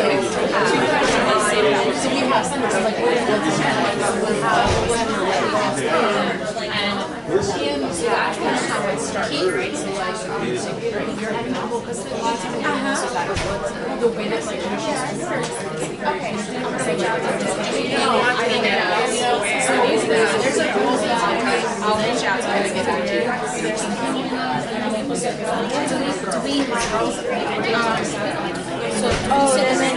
This that's just the speaker from last year. It's not part of the females, and we show that we feel like you should contribute something to it. It's primarily, and so basically what we do is like, okay, yeah, all right. So everything else right here, right? Yes. Okay. Does that make sense? All right. Yeah. It's hard for me to see, so I see everything. She's asking exactly what she wants to see, so I'm not. Oh, and then for the strategic plan. Yeah. But not through like usual like the numbers and like usual have like 40 kids. That's the stuff. We have to talk with the person. And all of our teachers are very. You need like direct data. Yeah. So you need to get data. So if you guys so in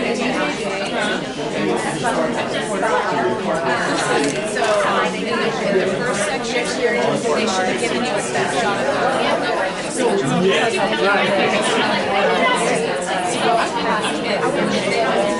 it's in their best interest to meet you.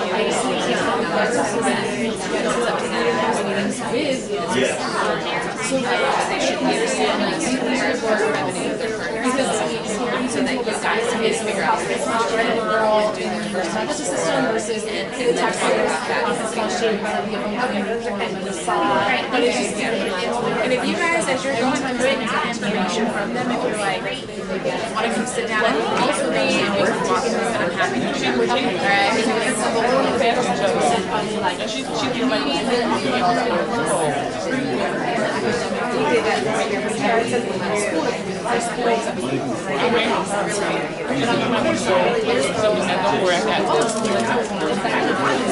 I could have used some so tremendously. So the goal is great.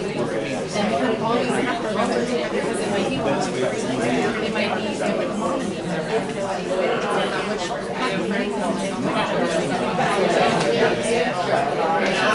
they have been really counseling so that is the girl and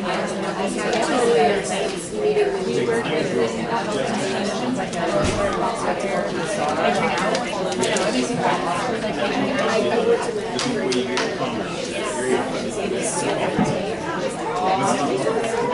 but like that's the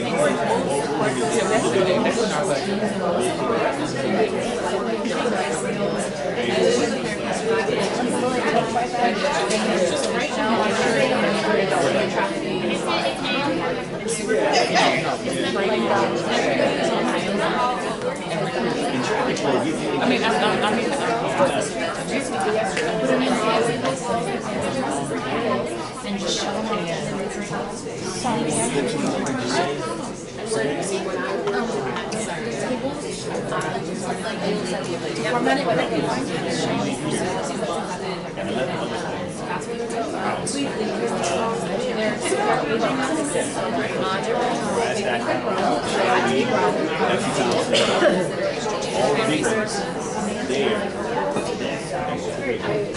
then you have the word outline, and then you have all of the Excel spreadsheets for each of the tabs.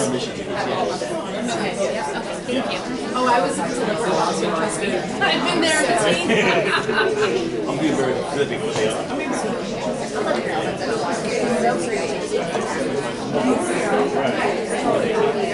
All right, everybody, let's go ahead and get going.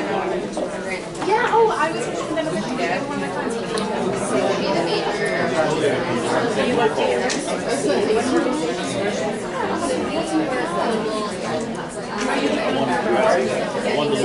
Please make your way back to your seats.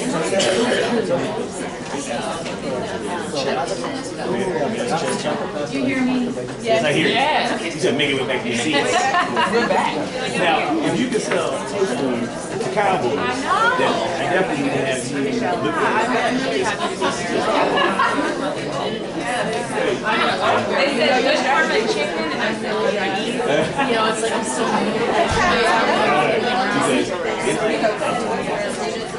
especially in Little Elm, Arlington, North Palisade, Plano, they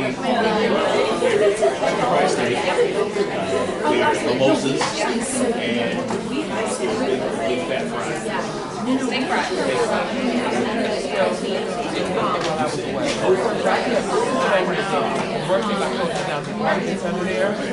You know, I think it's a matter of image, it's a matter of packaging, and it really is dedication, you know. That's really how you package it, as you said. It's also the relationship with the body in. Knowing your audience, sometimes you have to dare them to eat it. But you know, they don't like it there.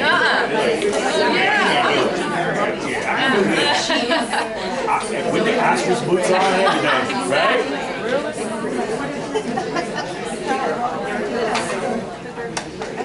All right, guys, we're going to go ahead and jump in to fundraising skills. The next topic of cause selling. Sal touched on it a little bit earlier, but what does the word sell mean to y'all?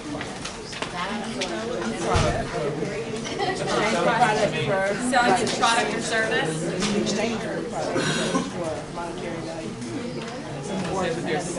Yeah, what's the process of selling? What does that mean to you?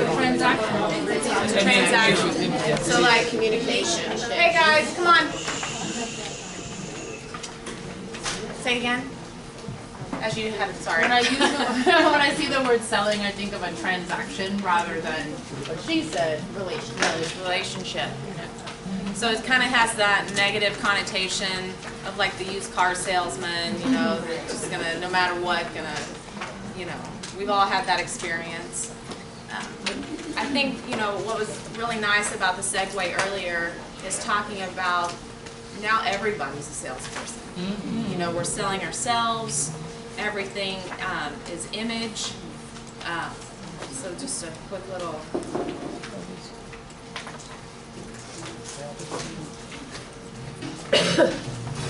What if everything we knew about sales turned out to be wrong? I am not advocating the purchase For of this instance, book. we think the only people in sales are the folks who try to get us to buy stuff. That's sales as we know it, and it's huge. It's how 1 in 10 workers in the UK earns a living. But a cluster of economic and social forces has reshaped our world. See those other 9 in 10? They're now in sales too. School teachers, art directors, software writers. Whatever our job, we now spend a huge portion of our days trying to get others to part with resources, pitching colleagues, convincing clients, cajoling kids. Like it or not, we're all in sales now. But don't worry, this is a good thing, because sales isn't what it used to be. The old days were all about information asymmetry. The seller always had more information than the buyer, and that led to shenanigans. But today, information is everywhere. Whether we're pushing viewers on a car lot or peddling ideas in a meeting, the world has moved from caveat emptor, buyer beware, to caveat venditor, seller beware. So the skeezy, sleazy, lowbrow, low road is less and less an option. And emerging in its place from cutting-edge social science and some of the world's most innovative organizations is a new approach to moving people. It doesn't depend on being slick or aggressive. Instead, you have to master 3 essential qualities, the new ABCs: attunement, buoyancy, and clarity. And you need to get better at 3 key abilities: to pitch, to improvise, and to serve. To sell is human, the surprising truth about moving others. A Change Your Life book built on a big idea book that can change your life.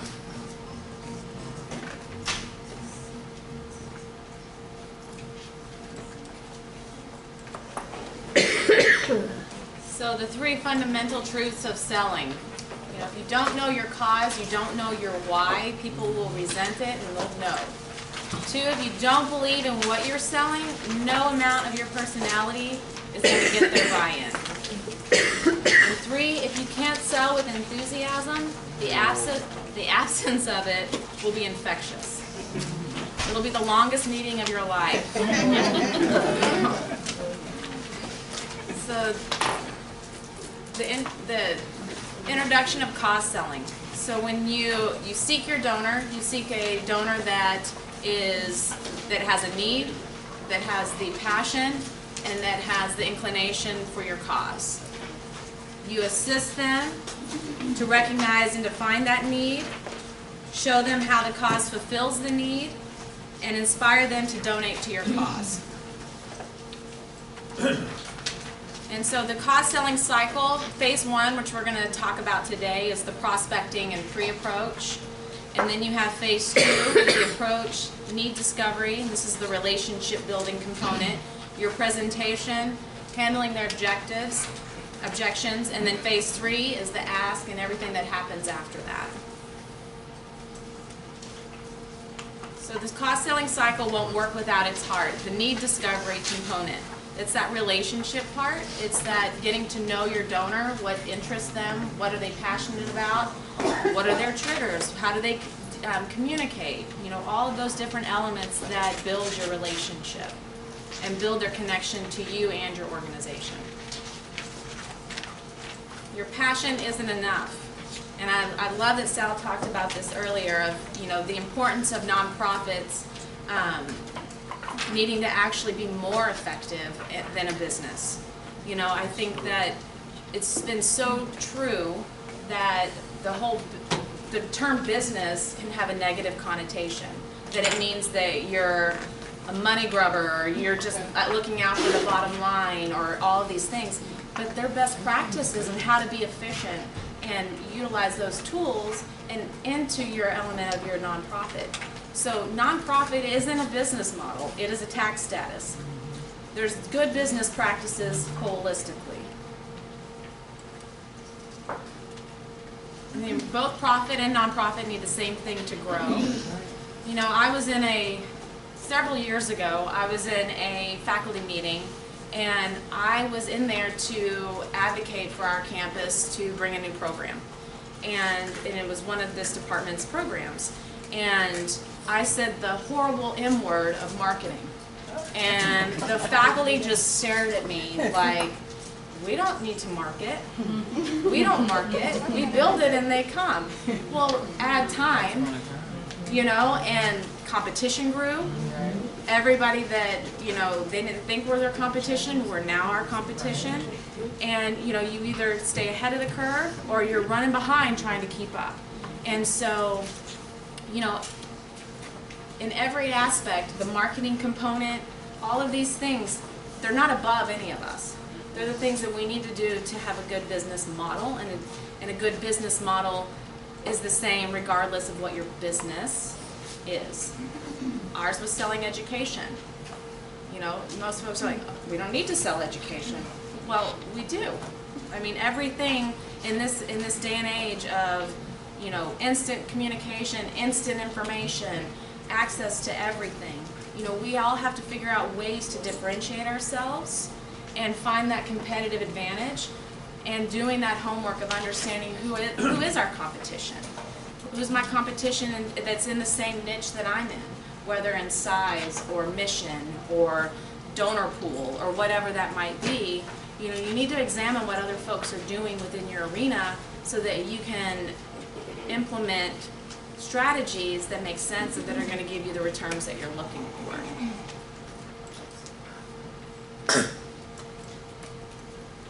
So that old adage of, you know, the old traditional scale of, hey, have you heard we need money? We need your money. Give us your money. To now, here's what we do, how that affects you, support our cause through a donation, and here's how your donation impacted and helped accomplish our mission. So it's all of those tools that we're learning in the strategic planning process are going to help you have the information and the tools and the data to sell this information to your donors.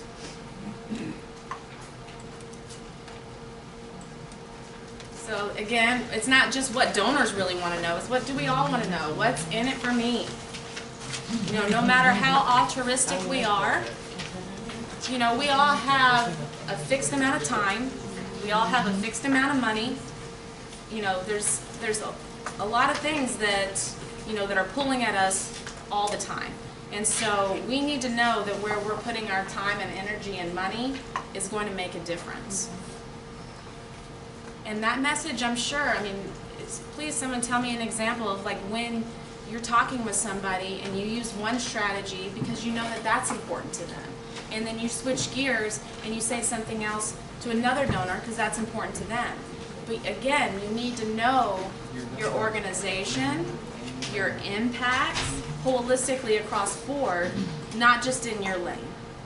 Did somebody have a question? Yes. I was just going to suggest, rather than on your previous slide where it says ask for a donation, I would change that to investment.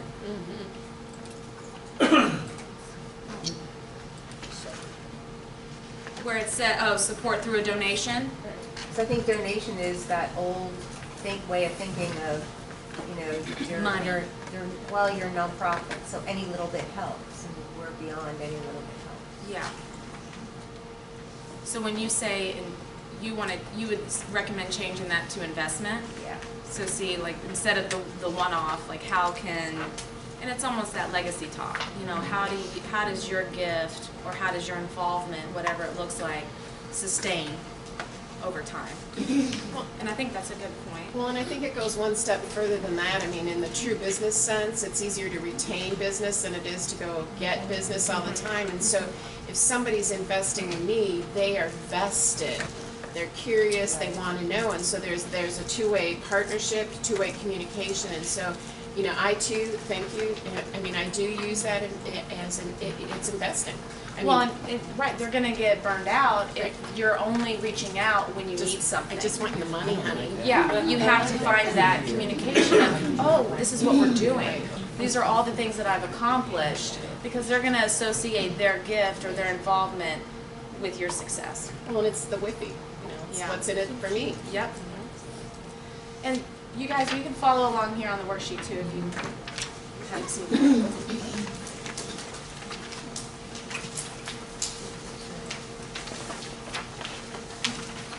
And this is primarily, I know you're like, oh man, why do we have to write down things that are already in the PowerPoint? Well, we all learn very differently, and it does help us retain certain information if we write it down.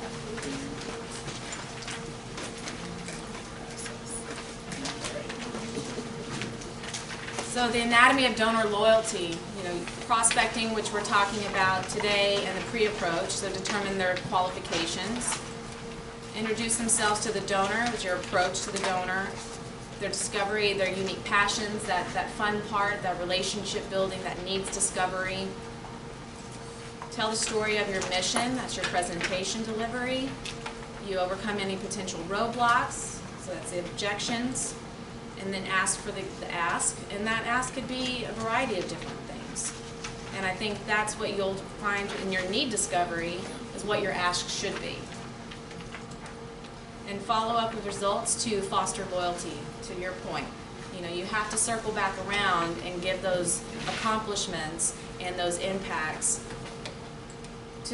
directed in the areas that they're interested in. So prospecting, how do we find the qualified donors?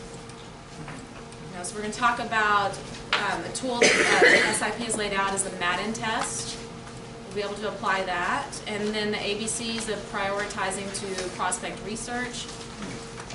Learn 10 prospecting methods and identify your circles of influence and get some ideas from our fellow cohorts about some good best practices and different methods in these different areas. So what is prospecting? Does anybody prospect, or you just like what are some of your strategies for prospecting? Yes, ma'am. Well, it's identifying donors and qualifying them. So looking through maybe lapsed donors or people who have given to similar organizations and just seeing who maybe has an inclination to give. Like for us, we'll look at our volunteer mentors who have pretty good jobs. They have we know they have the inclination. And they have the means. If they have their, if they have the means as well. networking events, BNIs, Chamber of Commerce. It's a great way to activate and Definitely social media. We like have, like, we don't want to do everything we do, we have like a whole form of the online saying like where they're involved in, what they're passionate about, and then who we think to the person that reaches out to them for those different passions of what their involvement would be, and it's like we can make them. Did you say you had a form online? I've noticed, I've kind of perused some nonprofit websites, and you know, some of them, you know, I've realized, you know, I would just be careful with too many calls to action. I think it can, and not saying that you're, I just triggered a thought in my head. Because I think online forms. It's internal. Oh, an internal form. Okay. It's internal. Thank you. Okay. Okay. No one else sees it. Okay, gotcha. For them to fill out. Oh, It's for okay. us. So it's like for a connection that you've made. Yeah. Okay. But we think someone else in the office would be better equipped to Suited have a to relationship with gotcha. No, I We all love work that. as a team. Yeah. But real quick to my other point, you know, so, you know, I was on one website and there were 3 different calls to action on the one page of like, you know, we do want to capture that data, we do want to capture those donors, and we do want to capture that quantitative kind of component, but I would just challenge everybody to really hone in on what do you absolutely need to capture, because on your website, folks don't want to have to enter a lot of information, and you just want to be able to get the bare necessities in order to just get them into the cycle, right? Yes. Well, I was just going to say, at every board meeting, we stress to all of our board members to refer someone, someone, we have a board member tell a case example. So board members and current donors are the best source. And how often does your board cycle through? Referring people? No, just your board members, so that you're not tapping into them the same time all the time. Like, how often does your board Meet? change? Oh, the changeover? Yeah. We have long-standing board members, so it doesn't change over a whole lot. We bring in probably 5 or 6 new board members every year, but the outreach of our board members, like sometimes there's a case that'll be presented in a board meeting and they'll think, oh yeah, I have a person who can do that. So we're constantly getting feed through our board members, and it's most effective because it's someone who already knows them, it's someone who's already pre-qualified, and it tends to be pretty successful. And it's some of those, I think that's great, you know, especially when you are communicating, because obviously most of us are going to our boards first. Yeah. You know, that's our immediate circle. Those are the folks that already bought into the mission or started it, you know, and so it's really also understanding the assets of all the people involved in your organization to that level. You know, what do they all bring to the table? What are they passionate about? So going through exercises with your board, you know, of the asset mapping and the things that you can identify as clusters so that you can get those champions in each of those areas that you need. Yes, ma'am. I look at what who our competitors' donors are. So I'll research that and find out who's donating to organizations that are similar to ours, and that's great. And then pursue them. I take a look at who all of our vendors are, because we already have existing relationships with them, and we pay them a substantial amount of money to run our organization. So even if it's a $500 donation up to a $1,500, $2,400, you know, IT alone should be on everyone's board. Yeah. Or they're sponsored. Yes. Even if it's in kind. Right. Also, in addition to all of these internal things that we do, just out and about in your life, so when you meet people and then you find out about them and then you bring it into your organization, and for us, perhaps it's the prospecting form, or whatever the case is, but just out and about in regular life too. Yeah. No, and I think those are the assets that we do bring to the organizations for sure. And then each of our, board members or leaders, they have their own set of their vendors or their sphere of influence or their clientele. And we try to get them to really think that through and who they know and they could bring to the table for us. I think another helpful tool is the prospecting cycles. So there are different times of the year when things are more of a priority or more seasonal. So hypothetically speaking, September is Sickle Cell Awareness Month. If that is something that you know a company is interested in, then maybe you're prospecting for that company and starting like prior to that, leading into that season, so that you're able to pitch successfully and secure some type of objective for that month. And it's smart to be able to find different avenues to get them engaged with you. Yeah. Good ideas. Obviously, we touched on this, the means to give, the ability to make the giving decisions. So a lot of times we might find ourselves having a relationship with somebody, but they're not the ones that are actually signing the checks or have the budget decision making. So you want to get that introduction or get that group meeting or something that you can do to get that person involved. Interest in your organizational mission and or existing relationship with your organizational staff or somebody within your circle, whether it's the board, volunteers, or something tangentially related to what you're doing. So now to the Madden test. M is money. Touch on that. Who they have the means, the job, they have the title, they have the, you know that they're going to have the wherewithal and the structure to give. They're approachable. They have the desire, decision maker, emotion. That brings us back to the why. They bought into your why, or they're connected to it, and they have the need. So take a second in your workbook and just think of a few of your donors and just have them in the back of your mind there about ones that you can start classifying in these particular areas. So in the A, let's get them away from me. Yes, sir. So as you can see, the theme throughout all of these sessions is the ABCs.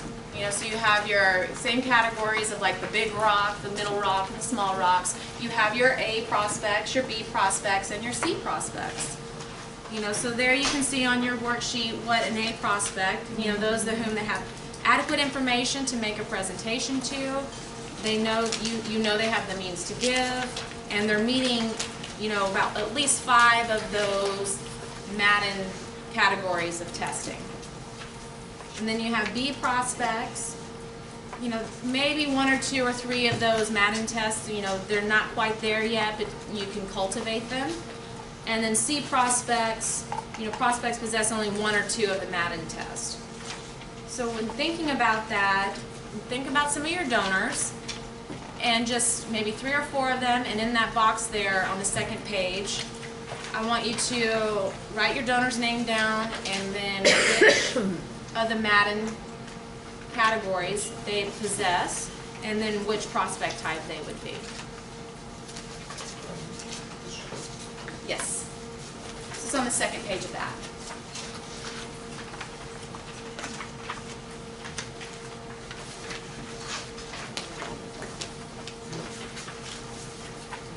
Much like we have the priority tracking sheet to kind of help you guys prioritize, this is just a good tool to help you go through your donor list so that you're not spending too much time with C prospects that are not going to deliver the way that you need them to deliver in the time frame that you're needing it. So it's just a way to prioritize your donor list and communications.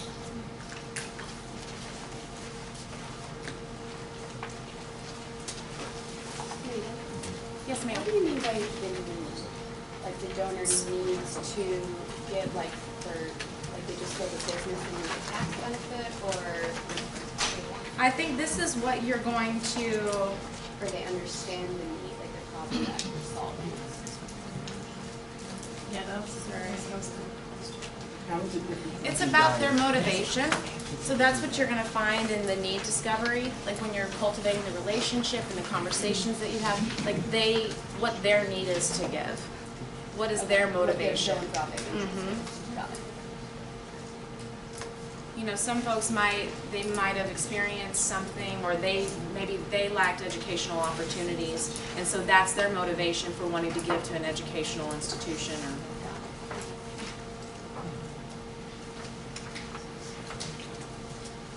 So, write down my 3 donors. Write down my qualifiers, and then I need to classify them as A, B, or C. Yep. Like if, you know, they have about the majority of the matter test, and they would be A prospects.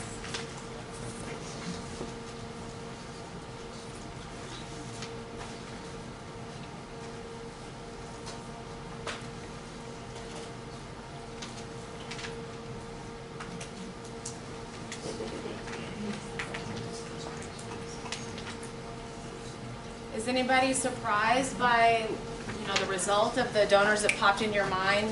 If they were A, B, or C, or is it just B minus? Yeah, I've got some in between. Yeah. Like the ones that pop up would be the major donors that are matter. Yeah. They're a given. Yeah, they're a given. They're just going to fly right through that. But I think it also is interesting when you can see they're on the border. What area are they on the border? And then you can identify tactics to address those things. You know.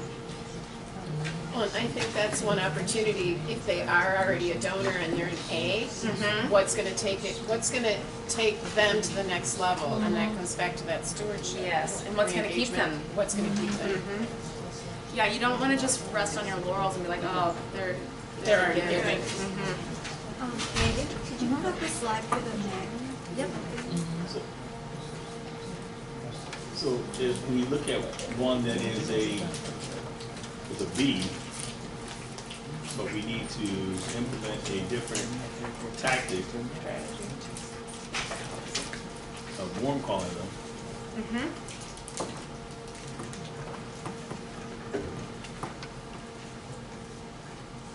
I guess.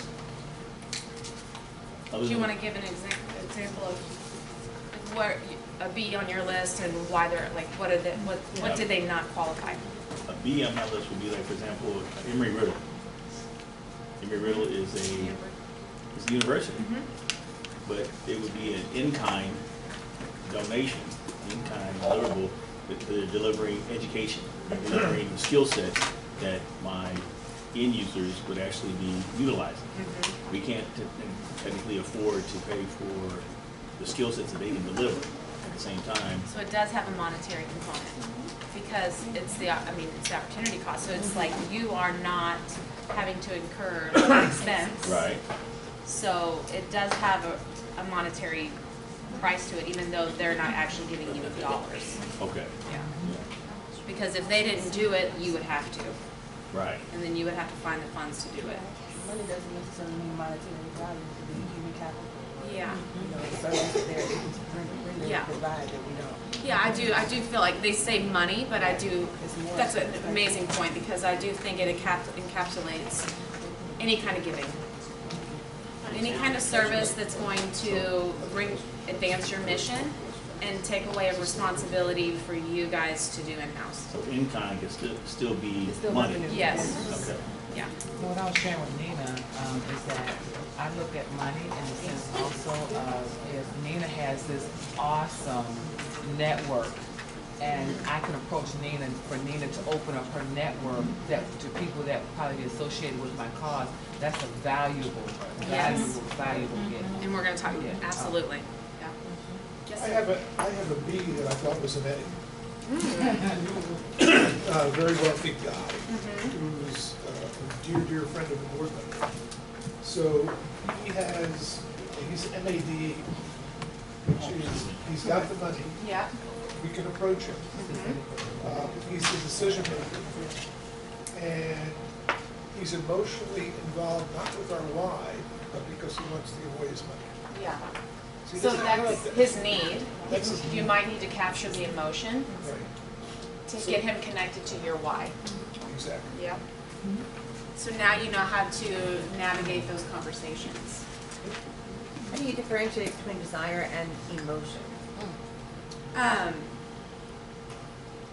Well, I think emotion is more about the I think emotions in my mind, time before it's connected to your mission, your vision, and all of that. So you're tapping in there.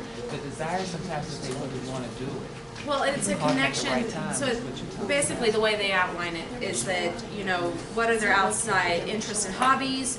You can successfully reach such prospects only if you create or discover a desire that will motivate them. And then emotion is more about seeking out potential donors with whom you can clearly align yourself with your organization. So it's almost like the desire, it might not necessarily line up specifically with your organizational mission, but you can tailor it to their desire. And then the emotion is they're connected to your mission. So let me give a quick example. I'm associated with Bowtie Kids and with Hip Rocks. I have an emotional tie, for example, to Bowtie Kids. When I was a child, I was about 4 years old, I saw my good friend get ran over by his family. I've seen a lot of stuff like that. Right? And so for me, it's an emotional tie that I have with Bowtie Kids when I see kids in kind of pain. Yesterday, we went to see our dog, and I came back and I told Megan I had to decompress. Because to me, the hardest thing is seeing a kid with Down syndrome, with autism, because I know they're going through a lot, but they don't really sort of have a connection. So for me, that's an emotional connection that I have to this organization, as opposed, for example, my desire to see Desiree become an executive. Okay? So my desire for her is for her to succeed. My desire for another organization is for it to be successful. I don't have that emotional connection to that organization because there's nothing that gives me to it. So That's a great example. So as a possible philanthropist, I'm looking at, that it's a wonderful thing that they're doing. I give because of my desire for them to succeed. I may give more money to Bowtie Kids and to Ed Rocks because I have an emotional tie to that organization, because it's something that's going to tug me. Right? It's going to tug me to that. It's going to tug me to that mission, as opposed to my, here you go, because I desire for you to do well. I desire for those kids to succeed. So for me, that's how I distinguish the two. And it becomes, again, it's going to be different for those individuals, but that's how I differentiate between desire and emotion. Thank you.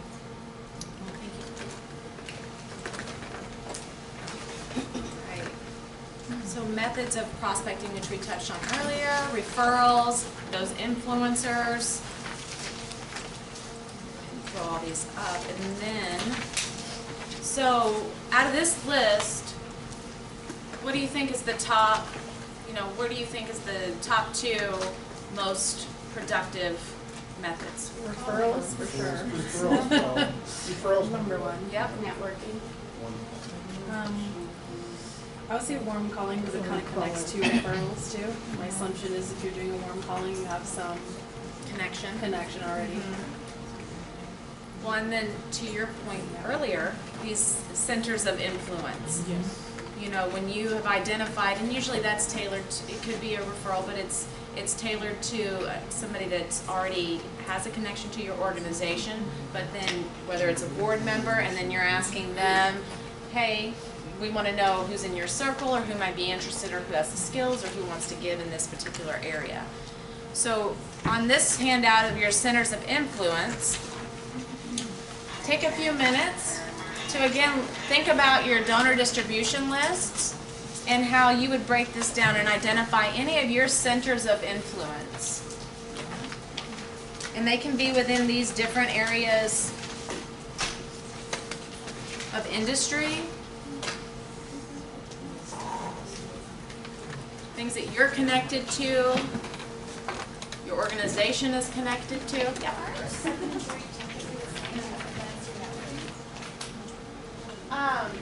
Well, events are going to be just people that got an invitation and they're coming to your event, and they're not necessarily, it's not inherently saying that you're communicating with them.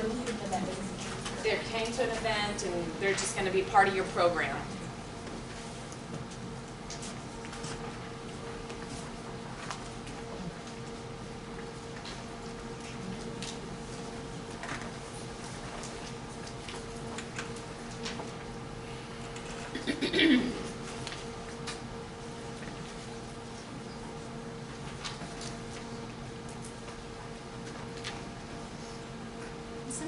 hard to identify who our centers of influence are. Like, you know, a lot of times, I mean, how many times have we had conversations with folks and you hear something out of the blue and you're like, well, I didn't know that you did that, or I didn't know that you knew them, or, you know, so a lot of times, you know, you have to make sure that you're having these conversations, and it's a lot of, sometimes unstructured conversations to where somebody can let their guard down and really let you into their world and figure out what they're passionate about and the other areas in which they're touching.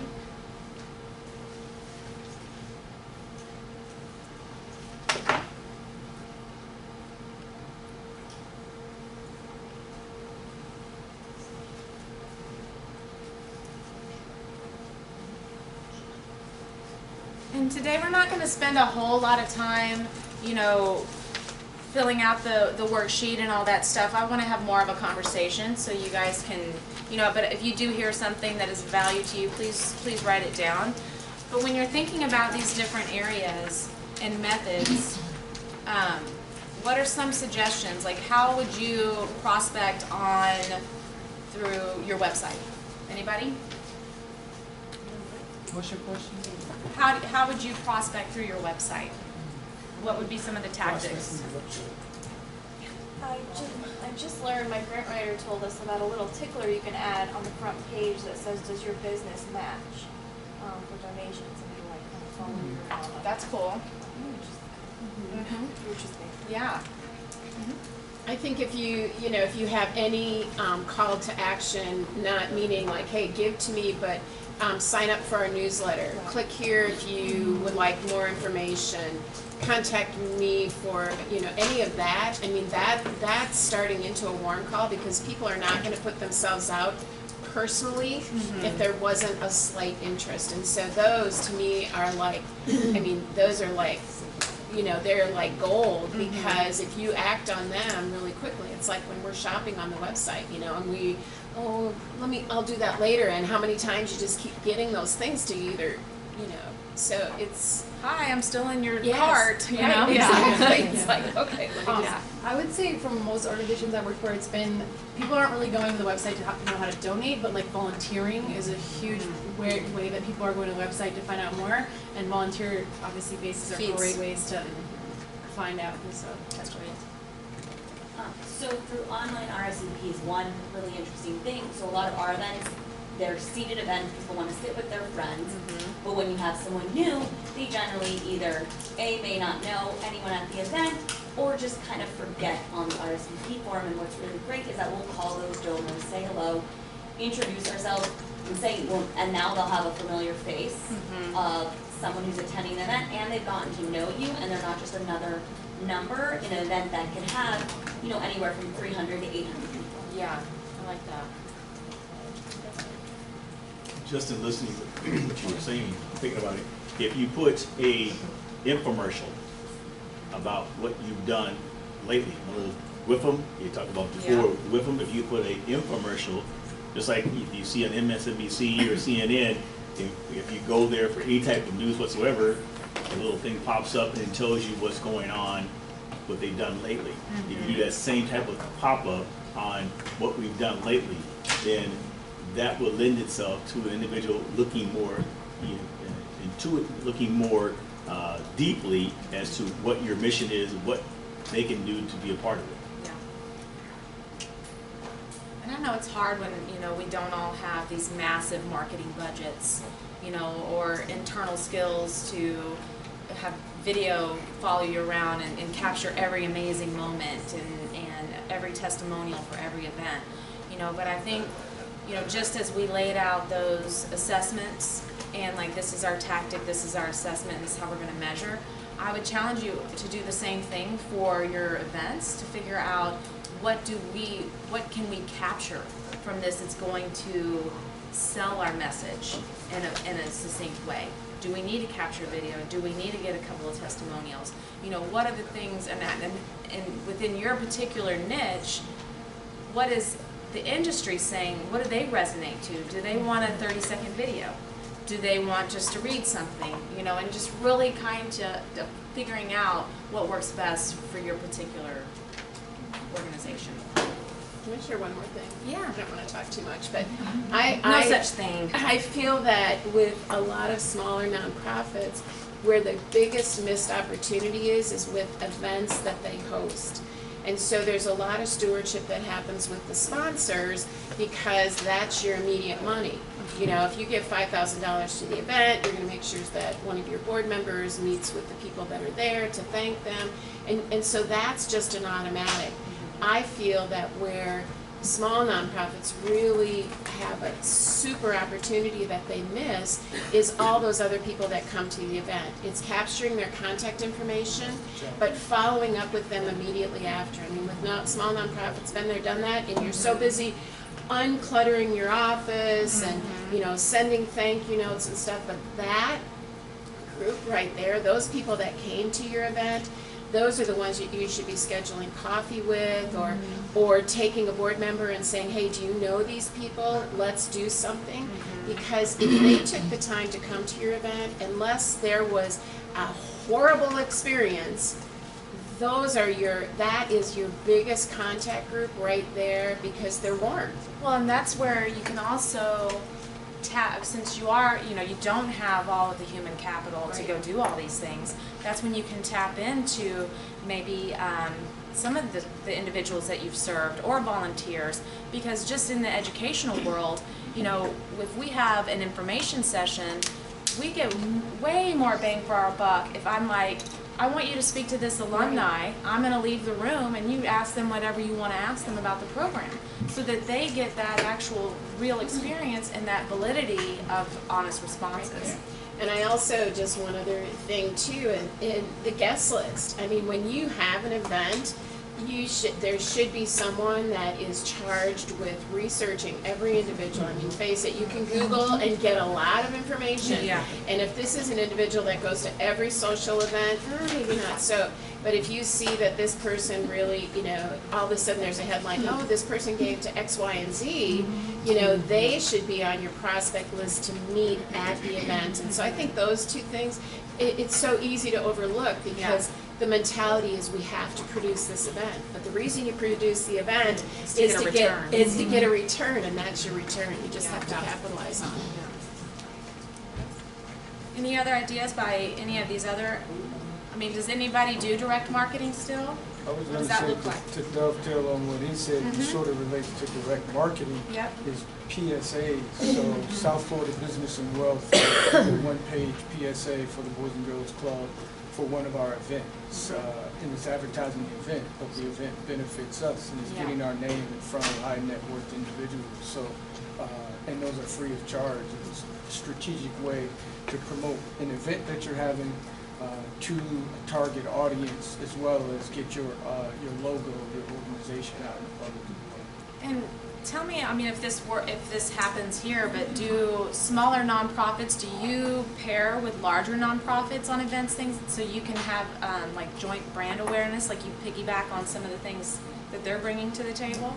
So that's one of the things that I'm a big proponent of. It's just like that kind of cross marketing. And again, sometimes people don't want to use marketing, but it's awareness, and it's taking the partnerships that most likely the programming team is already doing, and just like kind of making sure that there's the awareness and share resources and brag about it basically.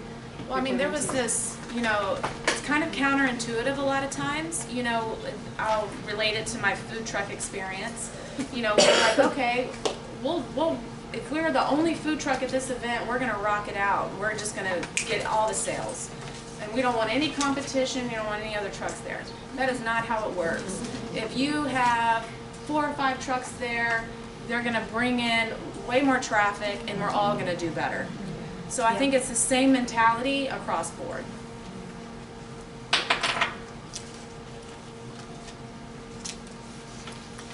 And we won't dive into this too much because this is more of what you can take back to your actual database of ways to kind of mine your data and figure out, you know, cultivating, like, here's my A donors, here's my B, and here's my C.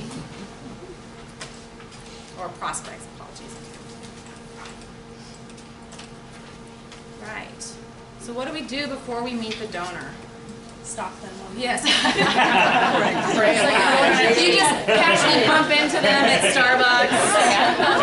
That's where they go, that's where you show up. Free Wi-Fi. Good at that famous thing. You accidentally take their mobile order and you're like, oh, this is sweet. You know me because you can touch me. Right. Pre-approved. On that last one, it said get some free research tools. We have iWave, which is very helpful, but what are some free research tools? Oh, we're gonna, this is just the objectives for this I'm section, so we're sorry. gonna, that's why I just kind of blew by it, but yeah, we'll. Thank you. So this is again what we do before so we're prepared and we do our homework, and then when we're actually approaching the prospect. You know, everybody's had that horrible experience where maybe a colleague or somebody had a meeting with this individual or this company before you did, and you know they promised something or they didn't deliver, and then you walk in and you appear unprepared and uninformed, and that's not what we want to enter any experience with, for sure. So not only doing your due diligence about the prospect, but internally within your organization too, especially if you don't have a CMS system that's kind of capturing all of these communications that you're having. You know, I'm sure with the large organizations you do, and you can kind of make sure that you understand if this person has been communicated with in the past, and what their interest level was, and what that engagement looked like.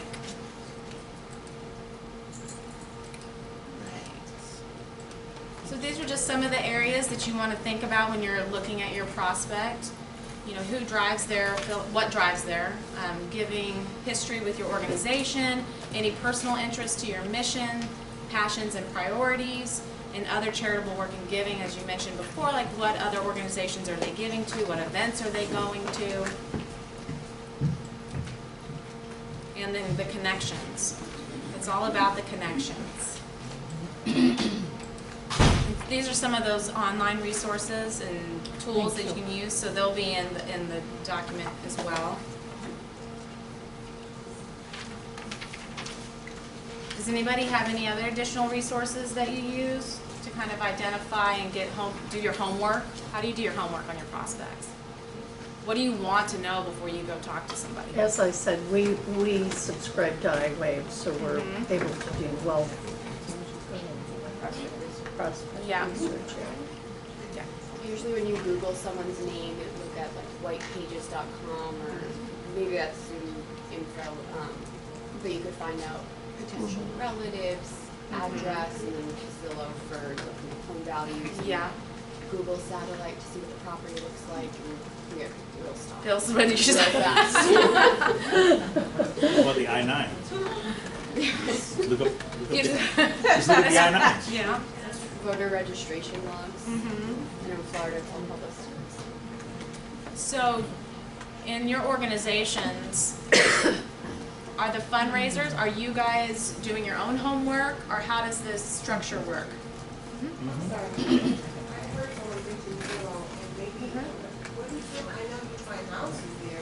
It'll give you the price of the home. So basically, yeah. What it was last sold for and when, square footage, and photos of it, just so you can see The area. where the person lives. So that could give you some insight. I lived in that one. There well.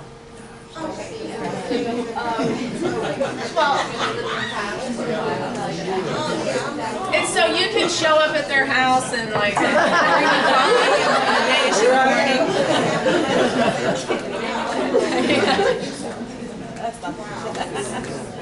well, and you know, you don't go in there and go, I saw your home on Google Earth. You haven't mowed your yard in a while. Such a nice car in the driveway. Yeah. This is just information you want to store that's going to help cultivate your interaction.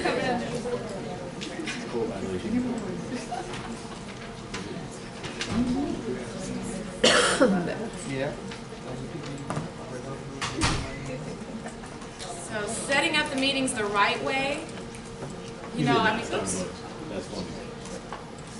And that might work for them, And I was gonna say you that- know, and I that's think the thinking building about the is timing, it's applying the information that you've learned. If you know that they have kids or they're, you know, driving their kids to school, or, you know, just kind of hone your approach based on what you know about them and their availability, because you don't want to be an irritant. You don't want to, you know, grab somebody when, you know, they've had a bad day or whatever. You want them feeling good. You want to help them feel good so that, you know, that it's going to create that connection. Yeah, why not Starbucks? Yes, what's, I'm not sure why not like, is Starbucks. there I think is there bad Starbucks. juju to like what? Sometimes the tables are close together and it's hard to have a conversation with someone. I mean, I think But down when here, it you says, just sit outside. I think a given of not Starbucks is not, I wouldn't agree with that. But I think that when it's about choosing wisely, and I think to your point, like if it's a Starbucks at 8 a.m. and there's a million people in there and there's no place to sit and, you know, then maybe not Starbucks. But if it's an off time or you know a particular one that's not crowded and you can find a little booth, that might actually give you that intimate kind of collaborative experience there that's going to be more conducive for the conversation. Also with location, I feel like it's either my turf or your turf kind of thing where it's come to our office to see our program, see what we do every day. Yeah. Or if you're going to the donor prospect's office, it's okay, what crews are around the office and family photos, hobbies, books that they're into, and you can get an idea of what their interests are. It's true, and it's also just about, you know, you don't want to be an inconvenience. So it's about what is their preference. That's what I was gonna say, like, if they're if you're meeting with someone who's a decision maker, then they're likely a C-suite person. So they've got They 10 might have minutes 15 to minutes. give you. You're gonna go to their office on their time, Yeah. their boardroom. Yeah. And maybe you show up with Starbucks. Right. Find out if that's what they from the gatekeeper. And that's the thing. It also depends. There's two different type of cultures. One culture is the Panera culture, where you can actually have scheduled meetings and they actually have rooms set aside for small conferences of 8 to 10 people. And where Starbucks typically where it's set up, they've acquired mom and pop coffee shops, so it may not necessarily be that intimate setting for a large group, but it may be a perfect intimate setting just for you and the decision maker. Right. But then if you're looking at something that is more lengthy, control of the time, and be able to have their focus, then Panera would definitely be that. Now, to her point, she mentioned, is it on their turf or your turf? I only learned to play golf because I found out that that was their turf, the decision maker's turf, and therefore you now have 2 hours of their time that you never would have ever had if you did not play. Yeah. That's a good point. And you know, maybe it's Starbucks when you're first cultivating the relationship. When they do only have a few minutes and they don't want to commit to the hour or to driving to your place or having you, it's a lot easier to leave a place like Starbucks than it is your own office or their office. So I think I would think about the different touch points and what makes sense with that particular prospect. You know, if you already have a connection and you have somebody that's introduced you, somebody from your board, then obviously you want to invite them to come with you, and they're going to give you that sort of validity and that connection. So it's going to take you a couple of steps further.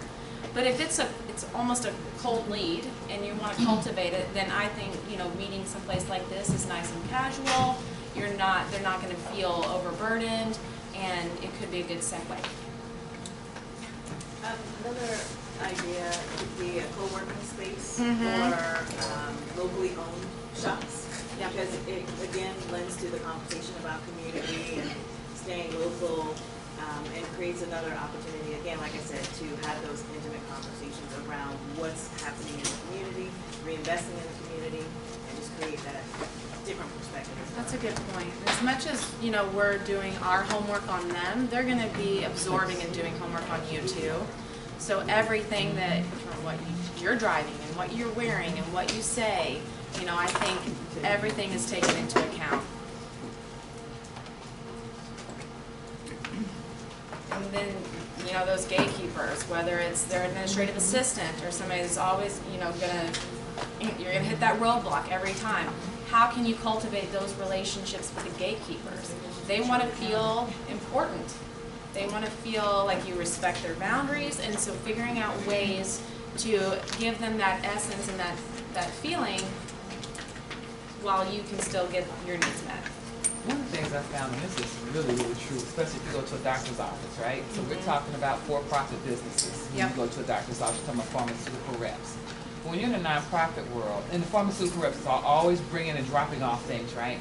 In the nonprofit world, and your budget is tight, and you're trying to build those rapport. Thinking about strategies to give little gifts, especially to your gatekeepers and people like that, where they remember you. How do you actually factor that into your budgeting when your budget is already tight? I think a lot of that is where, honestly, falls into the in-kind category, you know, of your own time, of your own energy and your own time, and the things like if I was going to go grab some muffins and I'm going to go, you know, walk in someplace that I normally wouldn't walk into, then, you know, I have to analyze the return on investment for me individually, especially when you have nonprofits that don't have that budget. And it is a give and take. And that's when you want to do that with those A, you don't want to do it on those C prospects. You're going to invest on those A prospects because you're going to get a greater return. I'm going to share, if you have any, if you do anything with people, kids, animals, you can make your own note cards, you can make your own, I mean, art, anything. To me, it does not, I feel that the most effective and heartwarming gift is something that comes right from the people that are being served, or the program that's being served, and you turn that around and deliver that to your prospect. That creates more of a heartstring. It's like those Publix commercials. Yeah. I mean, you know? Thank you. Yes. But again, I think through everything, it's the why, it's the being authentic and being honest and being yourself. And then that's always going to resonate and connect to your audience. Building the relationship and selling your cause. And not everybody's going to be on our timetable. I think, you know, we want everything right now. But being patient and realizing that they have a million of, your one goal, that's your one goal, your organization is your total vision. You know, their focus is elsewhere. And so you're just taking one little piece of the pie and understand how to navigate that in a way that it's not coming across as pushy or, you know. Right. We're going to go ahead and stop there for the day. And I want to make sure, does anybody have any questions about what cause selling is? Well, techniques and tactics for the different methods for prospecting.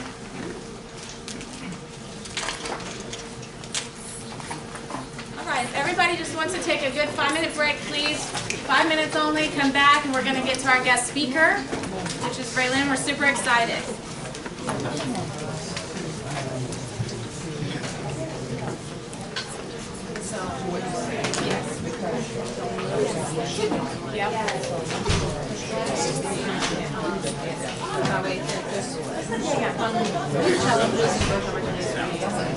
So you just need to do the work. So it's hard to see it on your phone. So if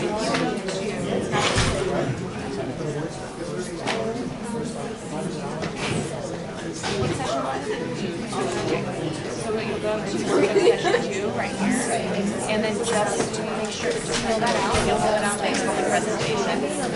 So the presentation yeah, so just review that and then go through your workbook and just make sure you do everything and then did you get an email from me? Okay, so then on that email it goes because I assigned you to that assignment. So once you fill this out, you can just submit to that link.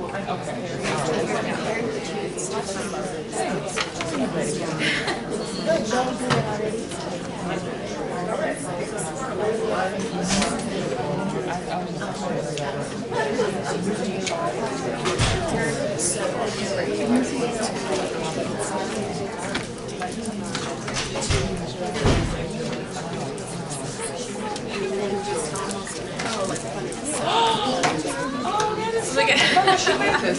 She made that. Oh, I love it. She is so pretty. Wow, this woman, I mean, I was talking to my brother about you last night.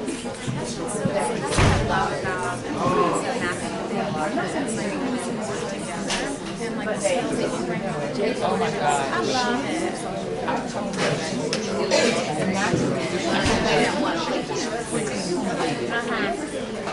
I'm not look at her.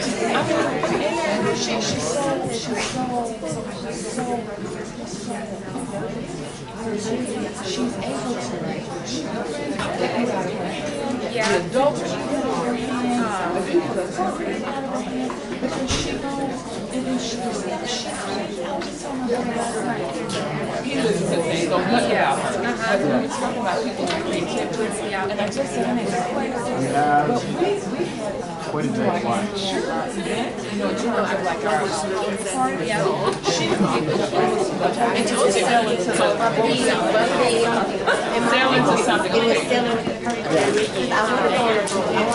You want to go on a boat. I go on a boat. We really want to go and get one of this. So let me just tell what you did. So She knows her goal. yeah, she her she boarding with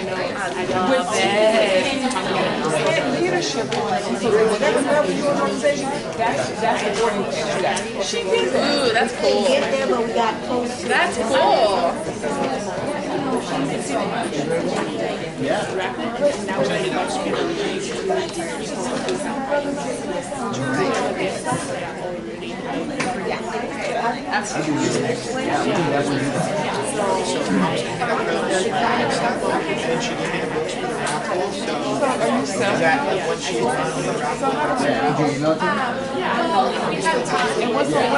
What's that over here?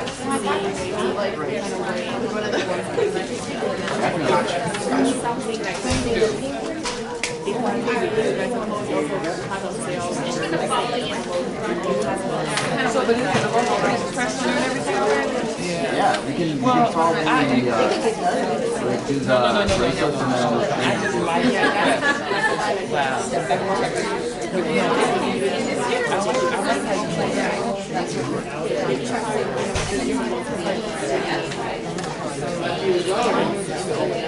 Last week.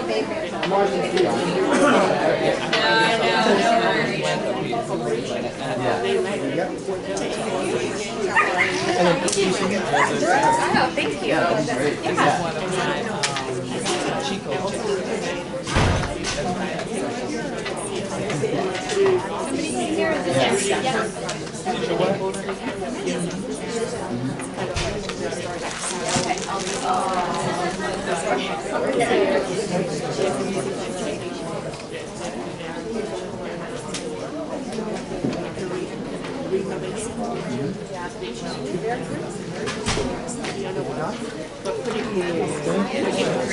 Awesome, yeah, we know.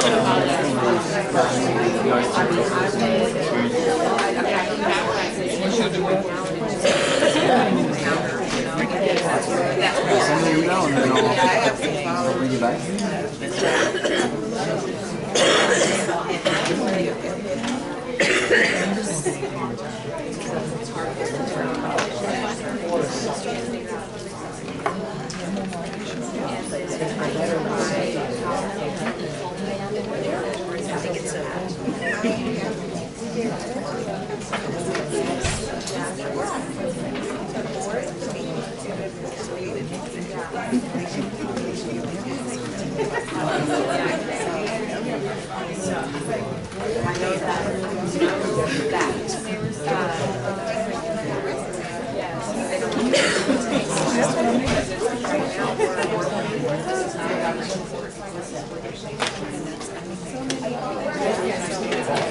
actually love that topic.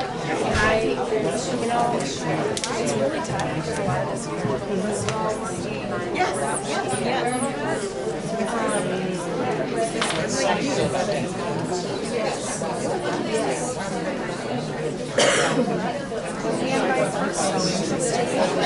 I'm going to figure out how to work with discussion about where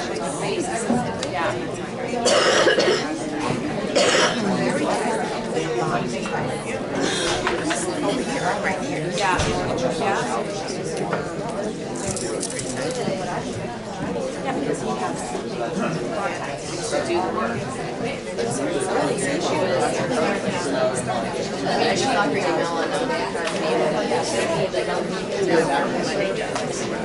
Like that happens. Like I'm gonna watch this too real big. I know that guy.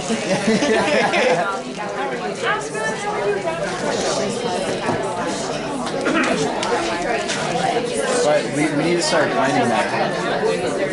Not what I just talked about, the non-positive.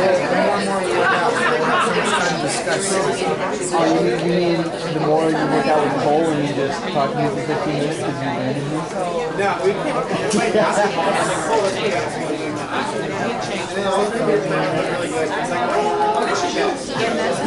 Here you go,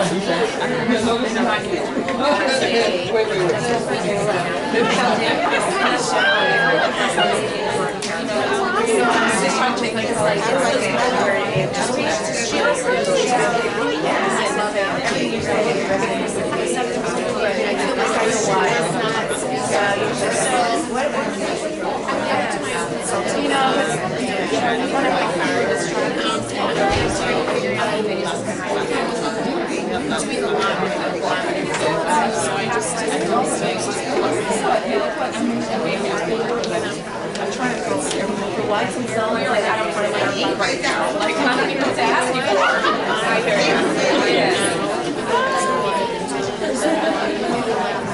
Skill set, it's really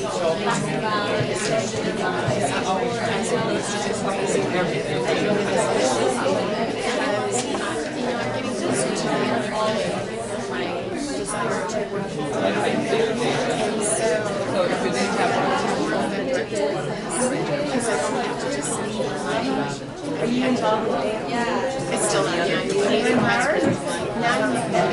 Well, I'm on the state executive committee. I'm also on marketing's my daughter's but I'm also on a national committee for AMP.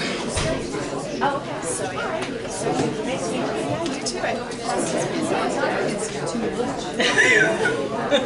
Everywhere. It's even right now.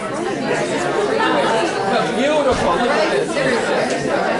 No aspect of celebrating you, right? I did not know you were celebrating that much, right? You look good. Thank you. I'm good. I've been saying this for a couple of people. Is that when you think you do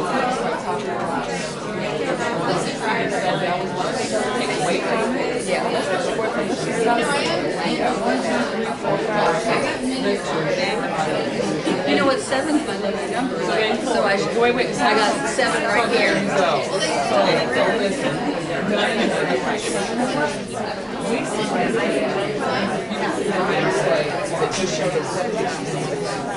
Eight times. 8 in real life, counting real life. Yeah. I love it. How so you go all these people in one place? That's who you were. And whatever your presentation is, you gotta represent all of that. How you like that? I like that. What's your name? I'm Donna. Nice to meet you.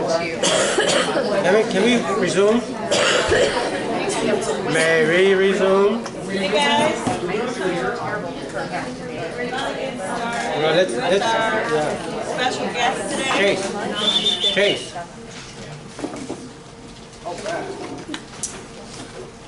So let me give you the first introduction, and then Tracy will then go ahead and introduce our guest speaker. As some of you may know, I am working with 2 nonprofits. One of the nonprofits is Bowtie Kids.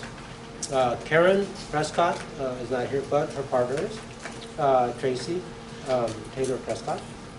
And I met Karen and Tracy because of the person she's going to introduce at a women's conference that Chase and I attended. And so Tracy's been very instrumental in my life, professionally and personally. And so I asked her to introduce our guest speaker. And Tracy, it's all yours. Outstanding. Super excited, thank you. So again, Tracy Taylor Prescott. I am on the board for Bowtie Kids. and I am also in my day job, the Director of Programs for Education Rocks. And as Sal mentioned, I am the co-chair for the NPO Advisory Board. So today we have Raylyn Barlow, who's with us. And if you guys are not familiar with the National Leadership Institute, it supports nonprofits in 3 capacities: developing leadership, effective governance, and also thoughtful strategy. And Raylyn has a list of accomplishments. I'm only going to go over a few. So she has 25 years in communications, broadcast media, marketing, writer and producer for national television shows, and she also co-founded a nonprofit to provide financial education to youth. So those are her accomplishments, and before I knew any of Raylyn's accomplishments, I knew her, on a personal level, as a friend, as an advocate, as a community provider of networking and connection, and that's how I know Raylyn. So in that perspective, she showed up, and that's how I experienced her. And today she's here really to kind of talk to us a little bit about our board strategy and how we can add value to our organization. So welcome the President and CEO of the National Leadership Foundation, Raylyn Barlow. I had no idea what she was going to say. That's so cool. Okay, first of all, you guys, welcome. I'm happy to be here. And I'm recovering from that nasty cold that's gone around. Listen, I'm not contagious. Well, you do all have hand sanitizers, not because I had the flu, but because that was a gift we gave out. So they're spray, they go in your purse before you network all day. Just do a quick spray. Just a bit of advice before we start. So, make sure I do this, right? So Megan, which button advances me? Ah, there we go. Okay. So real quickly, my background is TV and media production before I got into nonprofit. It was a big switch for me, and I got to tell you, I love it. I absolutely love it. And what I found, hi. I'm sorry, we met the other night. This is so cool. I'm seeing faces that I know. What I've loved about transitioning into the nonprofit world is the ability to take the skills that I learned as a producer, marketing, writing, brand management. Those skills, they all apply to your nonprofit, right? A lot of the skills transfer. So for me, it was, no way, you're here too? Okay, I'm sorry guys, this might keep happening. I want to hug people, but we got to stay on track. Sal, are you going to keep me honest on time? Because I'll go straight. Megan? Okay. Go for it. Okay, so real quickly, National Leadership Institute was founded in 2005. We are all about board governance, better boards, board training, board evaluation, succession planning. We educate, we coach, we train. We don't use the consultant word, not because we think it's a bad word. But what we want to do is work with you. So educate, coach, train, anything to do with boards. We also work on leadership, but there are so many people that do leadership in that space already so well. Leadership Broward Foundation, so many others. They do a great job. So we've really focused on changing culture, positive leadership, emotional intelligence, kind of that space, which is a little bit trendy, let's be real, right? But it's also much needed. A lot of people feel like we have kind of a negative society right now. So if you can change the culture in your organization, it just goes all the way through. You're nodding. You want to share a story? Didn't mean to put you on the spot. If I do that, just say, Raylyn, stop it, for God's sake. Okay. I'm also told I'm very expressive and I make a lot of faces. One of them might be me struggling to breathe a little bit during this, so I apologize. Okay, fundraising training, a little bit of that. Not so much, again, because we have wonderful programs like this that exist in the community. We do fundraising more as it pertains to how your board gets involved, okay? And that's what we're going to talk about today a little bit. So, wrong way. Megan, what did I do? Oh, okay, got it, okay. First of all, let's talk about you guys. I'm not going to have everybody do their names and organizations. I would love to, but I don't think we have time. So let's do, who in this room is an executive director or a CEO? Higher, please, for me. Okay. Who in the room is a development director? Wow, good. Okay, what is somebody else that didn't raise your hand for that? What other roles do we have here? Students? Program coordinator. Program coordinator, okay. Grants developer. I'm sorry? Grants developer. Great. Human resources. Okay, that's very interesting. Okay, okay. How many of you work directly with your board? Directly with, wow. Okay. Somebody share with me how you work with your board. Somebody who's an executive director. Just one person. Who's brave? I run the fundraising committee for. You run the Well, the board member runs the fundraising committee. But let's be real. We're real here. We run the fundraising committee. You gotta keep it real. We're keeping it real. I run the board. You run the board? Are you the board chair? Yep. Wonderful. Thank you. Thank you for your service. That's fantastic. Okay. All right. So, how many of you have zero contact with your board? Okay. That is amazing, and that is almost never what we see. So now I'm very worried about this presentation. Okay, we'll figure it out. We'll just flow. We're going to flow with this. Okay. So let's, if I do this right. Nope, wrong way again. Okay. Let's talk about what makes a great board member. Board member, why don't we start with you? What makes a great board member? More than one thing. True. Their ability to embrace what we're trying to do, their networking capability, their ability to raise money, their ability to run programs, overseeing programs. Very good. Very good. Anybody else want to add a quick, what makes a great board member? What board member stands up? Someone who's like a self-starter and can see like, new ways to engage with people. Perfect. Very good. Sir? Valuing team members, that not only on the board but also underneath them. And I want to talk a little bit about that today, now knowing the makeup of the room, about how the staff and the board work together, because it is a very different relationship when you're a small nonprofit and when you're a bigger nonprofit. There's some lines that kind of cross when you're smaller and you really need that board help, and when you're bigger, there's things where staff doesn't have contact with the board very much. So we might talk a little bit about that now. We're going to go rogue. I don't know what we're going to talk about. I think it's important. Megan?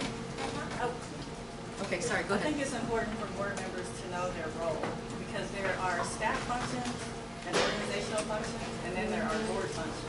Correct. And a lot of times you have board members doing staff functions, which complicates Great. everything. You should have board members doing programs and things like that. There should be clear roles, and they should focus on governing, while the organizational staff focus on the organization. That is so perfect. We are going to actually talk about that. I'm going to keep that in. Okay, we're going to talk about that. So one thing, we have an organization we're working with right now that is small. They're under, I think, $150,000 a year budget. They're doing amazing work in Palm Beach County, amazing. But they're small. Their board gets treated like staff, right or wrong. Is that good or bad? It's is it appropriate? If you're small enough. It's a fine dance. Yeah. Depends on the egos of the Yeah, okay, egos is a whole nother section. We are not going to have time to get into egos. We'll get there. All right, so let's just keep going here. Personal characteristics. First thing, integrity. Do the right thing even when nobody's watching. This is the perfect board member, correct? Integrity. Can't say enough. Okay, accountability. If they commit to an action, will they get it done? How many times have you had a board member that says, I want to own that, and then it comes back to you? So are they a great board member, or are they a little bit down here? Well, I think Yes. I think it depends on the level of ownership that they describe. So sometimes board members say they would champion particular projects, but the internal legwork is what comes from the organization or the staff, right? Well said. Well said. Very well said. Okay, so then if we also look at informed judgment, how well do they know your organization? How well do they know the programs? How well do they know their community? How well do they know what's going on around them? Can they make an informed judgment? Are they going to show up at your board meeting and maybe read the reports that were presented, or maybe not? Or are they really in tune with your organization and the community? And that's sometimes hard to tell until they get really involved with you, but it's important. The next thing is mature confidence. Listen, people, we all know in theory we have to be able to respectfully agree to disagree. But does that always happen in a board meeting? Okay, so if a board member is on paper a rock star, they check every box for you, but they don't have that mature confidence to respectfully agree to disagree and to handle situations properly, is that the face you want in the community representing your organization? No matter what kind of check they can write. We're going to talk about checks in a minute. Okay. High performance standards. We want the best from our organization, and they should want the same thing. High performance across the board, from themselves, from your organization, from the board, everything. If they don't have that same mentality, are they really a good board member? So I guess today is really going to be about thinking about the composition of your board, and are they really the right people that can help you take your organization to the level you want it to be, right? Are they the right people? Independent thought. Okay, you guys, does anyone like someone who's a yes man or a yes woman? That just agrees with everything, sure, let's do it? You don't need that. That doesn't help you grow, right? So if you have someone on your board that's always saying, yes, let's do it, because they're kind of a cheerleader, does that really help you? Are they independent thinkers? Are they going to absorb what you're presenting? Are they going to help you look at it a different way? Where are they in the independent thinking scale? So keep that in mind. Listen, the Imperial CEO, how many people know what an Imperial CEO is? You're laughing, so you get to answer. A king. A king or a queen. A queen. Yeah. A monarch. Royalty. Monarch, right. It ends with them. So what do they want from their board? Yes. Follow me, do what I say. Ego struggle. They do not want independent thinking. They want people to say yes ma'am, no, yes sir. That's all they want. Does that advance your cause? No. Okay. How often, ask me how often we see this when working in governance training.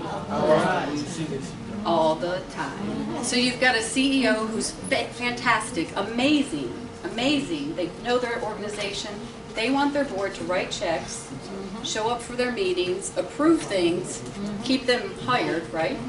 But they don't necessarily want them to do anything else, because they know the CEO what's best for the organization, or the ED, excuse me. We use CEO at National Leadership, and I'll tell you why later. They want to control everything. Is that the right board situation? No. You either need a new CEO, ED, or a new board member, new board members. Something's not right there. So, okay, moving on. Anything else? I get in trouble. What if it's the perhaps board chair that is the one that has the crown? Well, that's a whole session in itself too. No, but that's a good, she said, what if it's the board chair that has the crown on, the imperial board member? I think that can all come down to how your ED or CEO works with the board chair, how that relationship gets managed, because at the end of the day, those two have to work together very closely. So if the board member is controlling everything, there's problems. There's problems. And again, that's a deeper dive conversation, so we can talk after if you want. Team player. Board members have to be a team player, goes without saying. Time availability. You want them to do more than just show up for their meeting. How many of you meet once a month with your board? Board meetings once a month? How many quarterly? How many once a year? Anybody once a year, twice a year? So mostly monthly or quarterly, okay. What do you ask from your board outside of those board meetings? How much time outside of that board meeting? Anybody put a number on what you tell your board members, new board members? Anybody have a number? 3 to 5 hours a month. Is that realistic? For some of them. Okay. And some months maybe a little bit more if you have an event or something. So 3 to 5 hours was hers. Anybody else? About right? Okay. Because even our organization in the summertime, you know, we meet the last meetings in June. We don't pick back up until I think it's August or September. Yeah. Good, good. So time availability is important. How well can they articulate your mission? Can they advocate? Okay, I have had the pleasure of seeing Kareem on a panel maybe because we put him there. And he was maybe because I called Boys and Girls Club and I said, I need one of you guys. He is so articulate and so well spoken, and he could say what the mission. This is what you want your board members to do. Can they say your mission as well as you can? Have you trained them? Have you onboarded them? Have you given them talking points? Can they advocate as well as you? Super important. Organizational engagement, they have to be more involved more than just the board meeting. Simple as that. Community connections, who do they know, people? How many of you have someone on your board purely because of who they know? That's the only thing, who they know. You don't have to raise your hand because it might be you. Don't admit it. But you want more than that from them. Who they know, what doors they can open is critical, but it's got to be more than that. Connections are key, but it's got to be more than that. Were you going to say something? I just said you were articulate. Just come on in. Thank you. Leave it at that? Leave it at that, okay. Financial capability, okay, come on, they've got to write a check, right? Give or get. How many of you have a give and get policy? Oh, I'm sorry, we have give or get. You have give or? I'm using and. Okay. It's a give or get at a higher amount, and then the give is just whatever is personally meaningful to you. That is so perfect. There's no amount for the give. Okay. What we say, and Jerry, our founder, Jerry Zarnecki, is a board governance guru, I'll call it. He's been consulting.